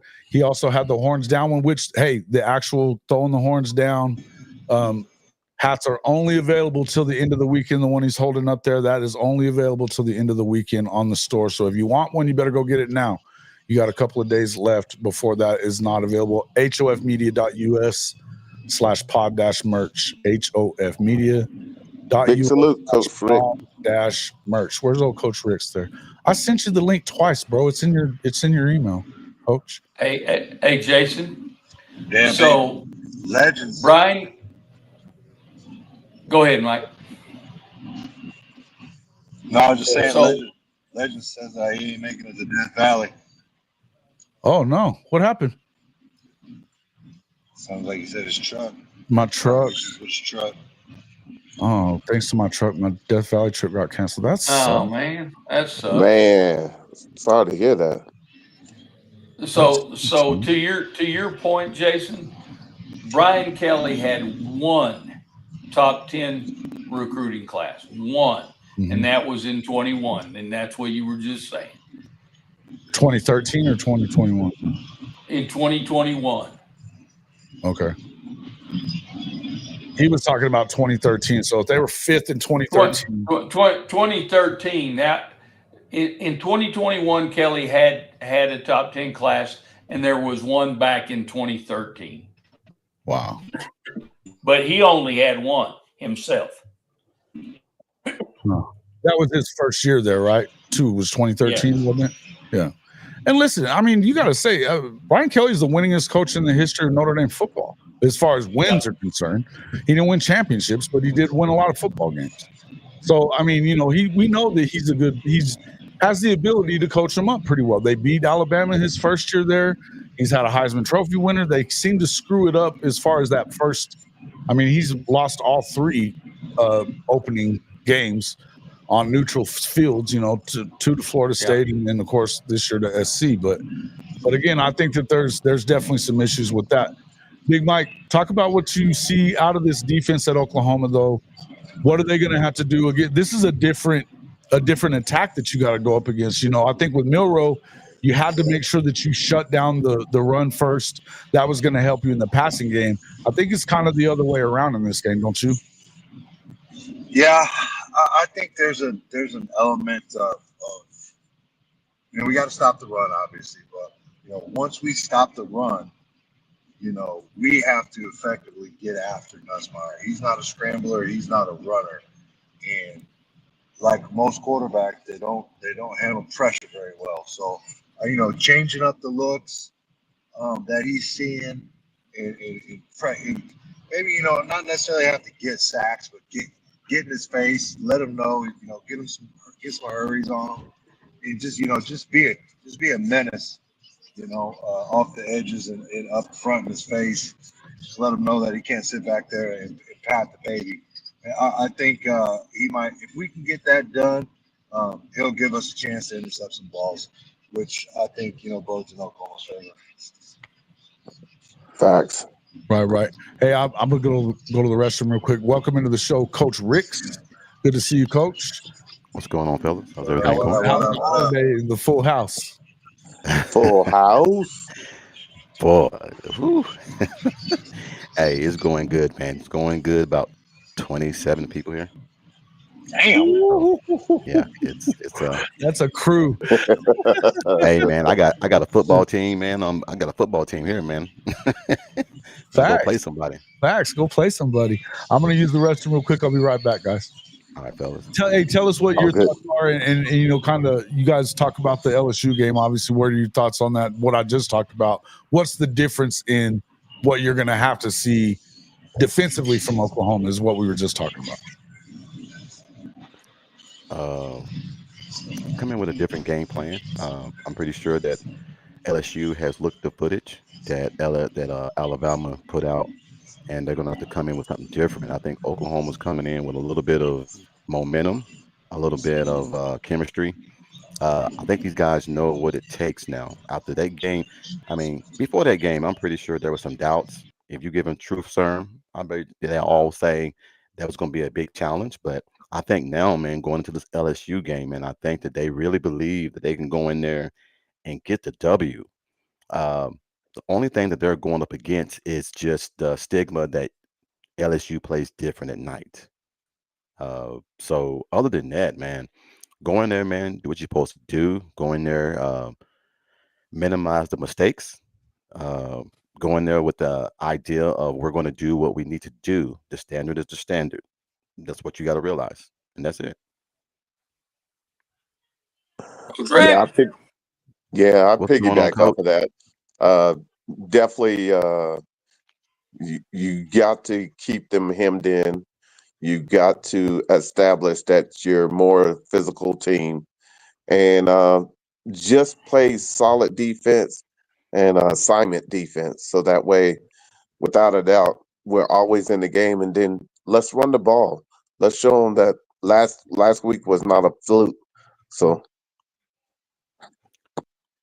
Yeah, I agree with that, man. I get tired of hearing that. Oh, Alabama didn't show up. No, got the ass whooped.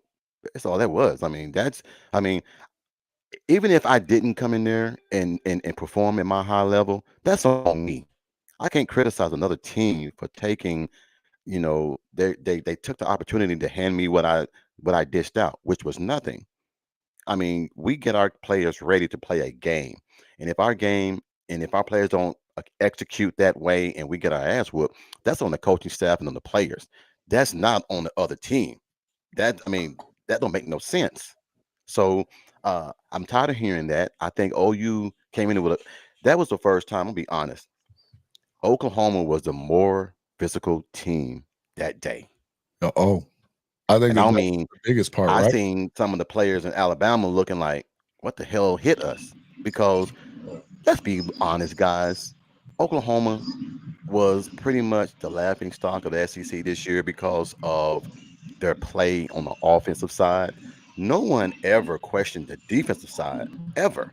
It was always the offense can't do X, offense can't do Y. So when you come in there and you beat them the way you beat them, they got to make excuses for why Oklahoma did that because Alabama didn't do this. And that's BS. Yeah. No, I agree, and I think that Big Mike, you can probably speak to that a little bit too. I mean, you were right there on the field and seeing it and hearing the pop. What was the big difference for you? I mean, there was a clear difference in who was the more physical program, right? Oh yeah, I believe so. You know, like for instance, like that second touchdown for Davy Robinson. You know, that dude he essentially ran over to get into the end zone. Isn't a scrub. You know what I mean? I think he's a 300-pounder, if I'm not mistaken. Number 22. Yeah, and it was David Robinson put it on him to get across the goal line, and just throughout the game, So here's one thing that I did notice, right? And this is the whole season. No matter what team it was, whether it was Houston, Tulane, um, they all talk shit. You know what I mean? They all talk shit to the crowd. They did it all. Alabama didn't do that, not one time. And I don't know what that reason was. Maybe it's because they're like, damn, these dudes are physical. Maybe we might get our butts whooped. But they didn't say much. They didn't talk a lot of shit to the crowd. Usually, you got that happen. But on the sideline, they didn't have much to talk. They didn't have much to do. There was a couple skirmishes on the sideline between the Alabama guys and teammates. So, yeah, I mean, we definitely out physical them. We definitely beat them up, and it's not to say that we haven't been doing that to other teams, but turnovers and getting turnovers, giving the ball back right after we got a turnover, that overshadows the physicality and what we're doing on defense. And I mean, we really weren't doing that much in the run game early in the year, but the turnovers overshadow everything when you're losing and not producing on offense. But yeah, we whooped them, man, and they felt it and they knew it. Yeah. If you ask me. I think that when you watched, I can just tell you what I could see from the Alabama podcast guys that I know, and they all said the same thing, that they got beaten up. Now they didn't love their attack plan or whatever it was that they were out there doing. But I mean, and Coach, you kind of spoke to this the other day too, Coach Roybal, it was a physical beating that they put on them. And it was, it was clear from watching it on television what was going on, but they beat the hell out of them in the trenches too. Yep, all the way around. Yeah. Hey, Jason, I just want to say this. I got to get going. It's time for me to go put up the Christmas tree and the Christmas lights and all that fun stuff I do after Thanksgiving. But again, thank y'all. Thank you for letting me be on the show. Thank you to all you guys for all your incredible comments, and to all the people that log in here. Y'all are incredible. And I just want to say 3 things. Go Oklahoma, go Texas A&M, and go Irish. Hell yeah.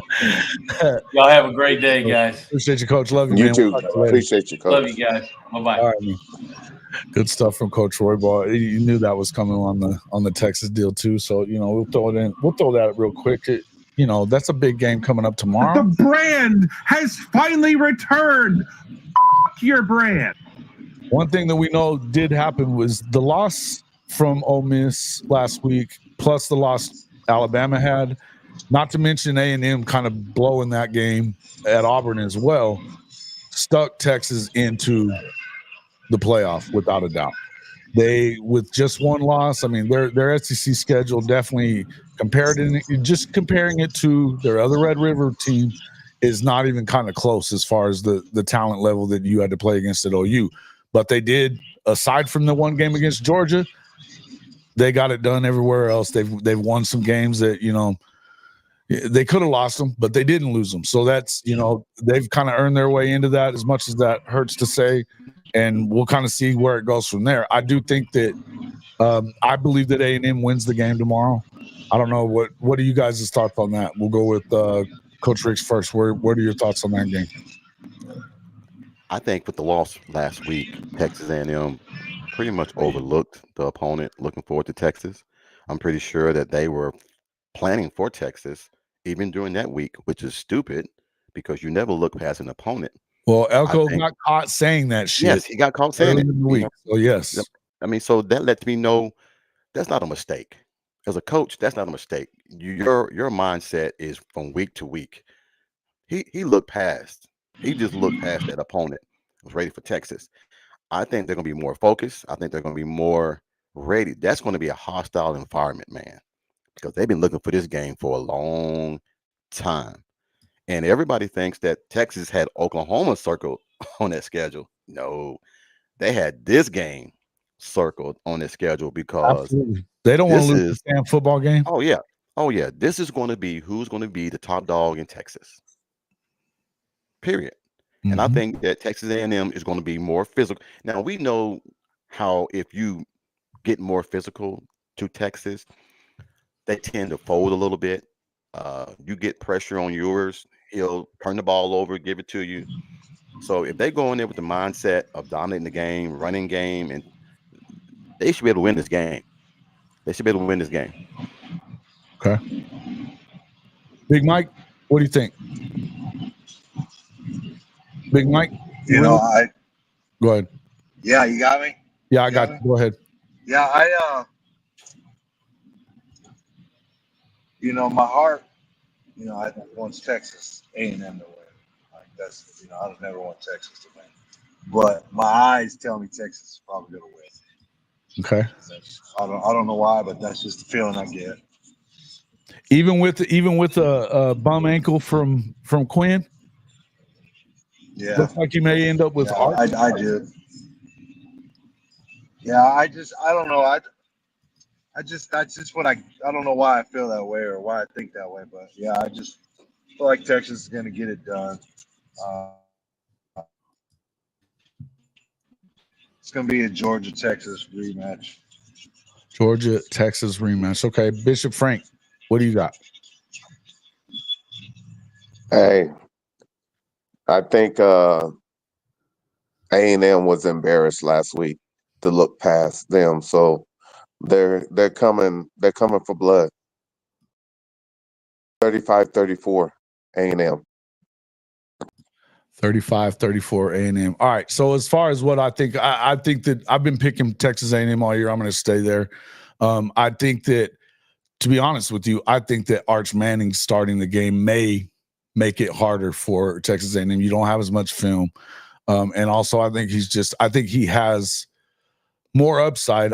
He may not be as polished yet as Quinn, but I think that he can make plays that Quinn doesn't make. So I do think that may actually be beneficial for the Longhorns. I'm going to stick with A&M. I think that their defense is better. They're more physical. And I think that with their quarterback as well, listen, man, I think that I like Connor Weigman, by the way. I think that Connor Weigman is a really good quarterback. I don't think that the way that they play right now is beneficial for Connor Weigman, though. So the fact that they moved on to Marcel Reese, I think that Marcel he kind of reminds you of like a Lamar Jackson type. I'm not saying he's Lamar, but I'm saying he's the same type of player. He's got serious speed. He can throw it a little bit. He's not going to be the most accurate guy in the world, but I think that he can hit the deep ball, and he's going to make it to where you can't just back up and take everybody out of the box and with his running ability, it's going to make it to where you have to play him honest. So I think that that's going to give Texas a lot of issues as well. I like them to win this game. I liked them to beat Auburn last week though too, and they didn't. So I do feel like that there's an opportunity with Arch for them to win. Hey Jason. Yeah. I wanted you and Bishop, man, to meet somebody, man, right quick. Who we got? This is my youngest daughter. Jasmine. Oh, right. Hey. Hi, Jasmine. Good to meet you. Oh, right here? Yeah. Hello. Hey, how you doing? Yeah, this is my baby, man. This is my youngest one, man. Like I said, all of them are here, man. So I just wanted you guys to see. This is my legacy. This is the one and everything from carry on everything for me. So this is just one of them. I gotta be the only one. That's awesome. That's beautiful. Everybody's here, man. Everybody. She said it was nice to meet you guys, man. She watches the videos of all of us on, man, and she was like, man, my dad kind of famous. I was like, no, I'm just one of the guys, man. On, man. You are the famous guy here. You are the famous guy here. You already know. No, she wanted to meet you guys and everything. That was all. Well, I appreciate her coming on. And you tell, yeah, hey, hello, Jasmine. Good to meet you. And yeah, lady, man, got a beautiful young lady there. Beautiful young lady there. Man, look, her mom when must we be. go out places. Hey, look, between the wife and the oldest daughter and the youngest daughter, man, I'm always fighting. You need your Don't look. concealed carry permit, man. You strap up. Oh, hey, Big Mike, I got one in both pockets and in the truck. No, no doubt. No doubt. I don't know what that world's like, man. I don't know if I could have any daughters, man. I'll be in jail, locked up, prison. Something. It makes you crazy. I got patience, I'm not gonna lie to you. It takes patience because any guy that look at them the wrong way, you know. But everybody know me. Everybody know, man. Them Coach Rick's daughters. You don't mess with them. You know. Right. Thank God that I'm well known in the community. They know. Don't no. You don't want to mess with them because it's not just me. It's the community and the village around us that I ain't even got to be there. I got other dads that look after my girls, so I'm good. Yeah. Yep. But it does make you blood pressure go. Oh yeah. Definitely. Yeah. Bro, there ain't no doubt about that. I guarantee it. When it comes to them daughters, man, I mean, hey, I know I got one too, and I didn't want. I always, be cleaning the gun whenever some boy come over at my house. I didn't like that shit. Oh, so you do that too? Oh yeah, you do that too. I just be straight up real with them. I thought it was just me. I like to always let them know this is the good side of me. Right. There is a bad side of me, and that's when my wife or my girls come to me with a problem that they can't fix. I'm gonna fix it. Facts. Facts. So. T Boomer says one thing about A&M is they tend to start slow, and that could be bad for them. I agree with that. I think that in this kind of, I also think though, if you think about this, is that A&M really wants this one, and they are at home. So I think there could be a tendency to maybe overdo it to start with. Where you might run out of gas towards the end if you get started too fast. What you probably want to see is a more balanced approach to start with. Try to run the football really well. I know that's what they're probably planning to do, is try to run the ball well. Texas has been good against the run. I know that, but I think that you're going to have to get out there and start and try to score some points early. In the end, defensively, it's going to come down to defense in this game. There's no two ways around it. It's going to come down to defense in this game. I think that. Again, I think this could also work in favor of Texas, that A&M wants this damn game more than they want anything. No doubt about that. You could go back to the Schlossnagel thing, the baseball coach deal that, Texas didn't even wait for the damn World Series to be over with to go and secure him to be their next head coach in baseball. And, I mean, that was complete disrespect towards Texas A&M to do that. Not to say that I have a problem with that, because, if you're trying to win, you're trying to win. You need to do your job if you're Chris Del Conte. But that really, really, really pissed off the whole A&M nation down there in College Station. So I would say that there's a little extra for that. And they did not want Texas or Oklahoma in the SEC. It's got them pissed off about that too. They're feeling inferior a little bit. But I'll say this. I'm going to say this again. I think that the best coach between the two programs, the best coach is in College Station. Mike Elko's a better football coach. I just believe that. Hey, Jace, I gotta get ready to get off, man. But go ahead, man. We're about to. Since my youngest one came, come here. Now everybody wants to get on. This is the grandbaby. Hey, what's going on? This is Alani. Hello there. Oh, see, that's the one that get me in trouble. See, right there. Grandmother. And then this is my oldest daughter, Hi. Alicia. Hey, how you doing? Hello. How are you? I see everybody has OU stuff on. They better. Yeah. Nice meeting you. Can you say hey? Nice meeting you. Hi, sweetheart. All right, man. I'm about to get off here, man, but I want to jump on, man, and see you guys, man. Say happy Thanksgiving, man. I hope you guys had a wonderful one, man. We're watching the show in the living room. So trust me, man, everybody's in there on pins and needles. I got my nephews here taking pictures and crap. And I'm like, dude, it's just a podcast. Calm down. So you guys are well known in my house, man. And like I said, I love you guys, man. And like I said, Hey, Coach, we love 10 toes having down you. for you Nothing guys but and everything, love. man. Do Nothing anything but you love. need. Appreciate it. I appreciate it. Hey, we love having you. We love you, man. You know, you're one of the guys that makes this show good, man. We appreciate you a lot. I just try to come on here and say my piece. Big Mike, man, you have a good one, man. Safe Yeah, travels. happy Thanksgiving. Go down there, man, and bring back some LSU Tiger Toes. That's what I'm talking about. That's what I'm talking about. Everybody Y'all make have a sure to good get over there and check out Coach's Talk. Coach Ricks, we appreciate you, Coach. All right, We'll see you over the weekend. I'm sure we'll talk plenty. All right. Yeah. All right. Happy Thanksgiving to everybody. Keep the gumbo hot. Keep the bellies filled. You out of here too? You out of here too? No, So, I'm right here you were with you. talking to them. Okay, I thought you were saying that. Okay, that left ass cheek. That's the other one. Make sure that you get over there. We actually have the T-shirt, the left ass cheek T-shirt, on our pod merch site, hofmedia.us/pod. Get that merch. I know. Hey, a couple of people in the chat was asking about the hat. Tell them about the hat. It's in there, y'all. Go to the merch. This hat right here is you've got part of the logo there in the HOF logo. You can see it behind me. We also have a number of the new trucker hats with the full one.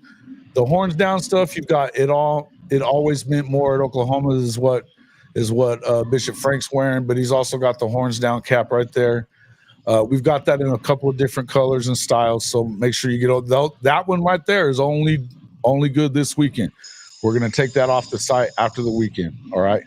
We won't be on for a whole lot longer here, Sooner Legend. I'll give you a call as soon as I get done. It's looking like we've got, Oklahoma State already losing the ball game at CU. And it looks like it could get out of hand here pretty quick. So we'll see kind of what happens with that deal. But yeah, listen, I think let's go ahead and lock it in and let you finish your trip down there, Big Mike. Tell us your final thoughts, your expectations. Are you expecting to win here? And what would your prediction be? I am expecting a win. I think it's going to be in the 24-17 Oklahoma's. I think that's what I'm going to predict. 24-17. Defense creates a couple turnovers and we pound the rock. Awesome. Yeah, I'm with you there. I think that's kind of where you have to go with it. I think until someone shows that that they can shut down that running game, that's where you go with it. I think obviously you're going to have to prove that you can go down the field a little bit, or that you're willing to go down the field too. And I think that game plan, as I said, I feel like it smelled like that had to have been a Kevin Johns game plan to me, because you even saw him getting under center. Go figure, we saw them getting under center last week. I don't think people have talked about that much. That's huge. That signals we're going to run the damn football, right? Bishop Frank, what are your thoughts? What's your final prediction on the game? I'll give mine right after that. Yeah, 42-10 OU. I feel like it's a combination of just getting in your bag, trusting what we do, and having a beautiful mix of playing all three phases. Okay. Spicy gumbo, bro. Spicy gumbo. Well, he fired it right up. All right, we've got 28-14 for Sooner Legend, 31-10 big boomer from T Boomer. Nice. Let's see. Satterfield, did you already say? Yeah, 23-21 OU from Satterfield. We've got everybody else, throw it in there. Here's what we'll do. Chicken says 27-17. 27-17 from Chicken as well. Okay. Everybody throw it in there. 27-10 from Spaghetti. Yeah. So let's see who else we got. Everybody else throw it in there. Yeah, 27-10 Spaghetti says for Oklahoma. T Boomer says 31-10, 28-14 Sooner Legend, 27-17 Chicken. Jimmy Satterfield. Everybody else, throw it in there. Let us know what you think the score is going to be.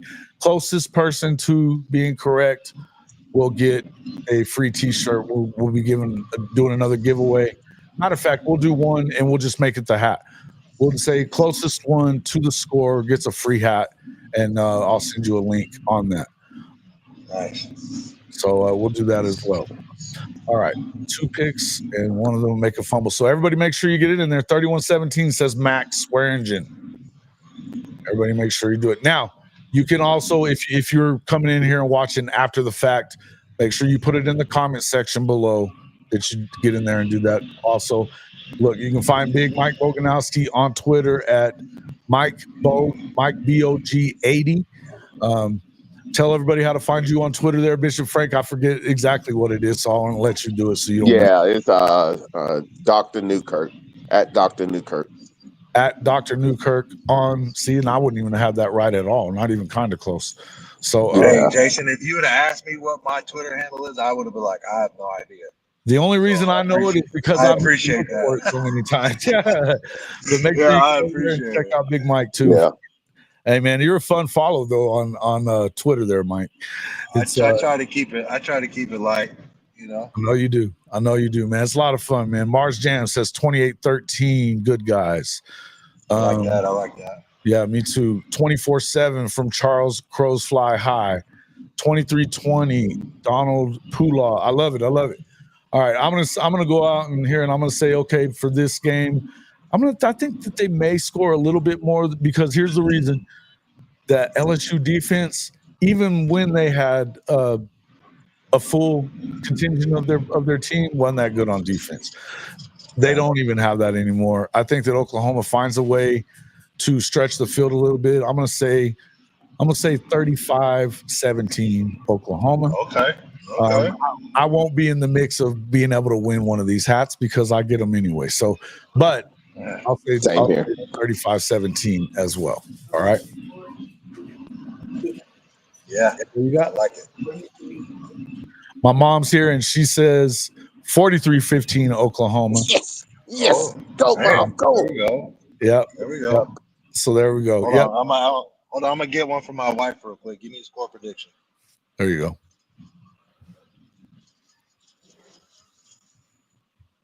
Score prediction. Come on. Don't act like you're working. 10. Come on. Say it louder. 10 to 24. 24-10 Oklahoma. 24-10 Oklahoma. 24-10 Oklahoma. From Cam, the better half give me of the score Boganowski prediction. family. 28-24 from Cam and Boganowski. Cam says 28-25. Oh, That's what's up. little Bo. Backseat. There we go. All right. And then we got Sooner Cowboys 34-27 Oklahoma. All right, guys. If you haven't made it in here by the time we're done here with the live and we're finishing up now, make sure that you drop it in there. We'll see who had the best score, and then we'll ship one out to you after the fact. So appreciate everybody coming in. I want to wish everybody a happy holiday weekend as well. Say with the chest. Yeah, say with the chest, Boomer Sooner. And we love it. Hey, looking forward to a cool weekend, great weekend of football games, man. This is the last weekend of the regular season. Make sure you take it all in, enjoy the time with the family, enjoy college football. This is the best time of the year for me, college football season. So, hey, Big Mike, you guys be safe heading up there. Yes, sir. I don't know if I'm sure if I'm going to make it or not, but I'm trying to see if maybe I can't. So we'll see what happens. All right. But, hey, man, good to talk to you, and we'll talk to you later, man. All right, big dog. Appreciate y'all. Bishop Frank, thanks a lot for coming in and not a problem. Today, man. I appreciate you. Happy Thanksgiving and big salute, and let's enjoy these games. Absolutely. Let's we're gonna finish watching this Okie Light beat down. Can they make it over? That would be awesome if they did. 0-4 the Big 12, 1 year after Oklahoma and Texas are out. It just seems just like it's supposed to be that way. If you ask me there, Bishop, that's just what it's supposed to be, I think. So Mike and Mike will have an awesome show on Monday. Don't forget to get over there and become a subscriber and member at Sooner Legends Podcast. Facts. Excited about all the stuff that he's got coming up as well. Sucks that he's not going to be able to make it down to LSU, but would love to see him get a shot at doing that. But his show's been great, and he's got some really cool guests coming up, as well as just he's been putting out amazing content anyway. Yeah, probably see him on here Monday morning, Monday afternoon with Big Mike and himself. Last week he had Steve Stutzman on there with him as well. And then of course Bishop Frank's always on there with them as well. So love watching the show. Appreciate you, Sooner Legend, and we'll see you guys here on the next one. Throw 'em down.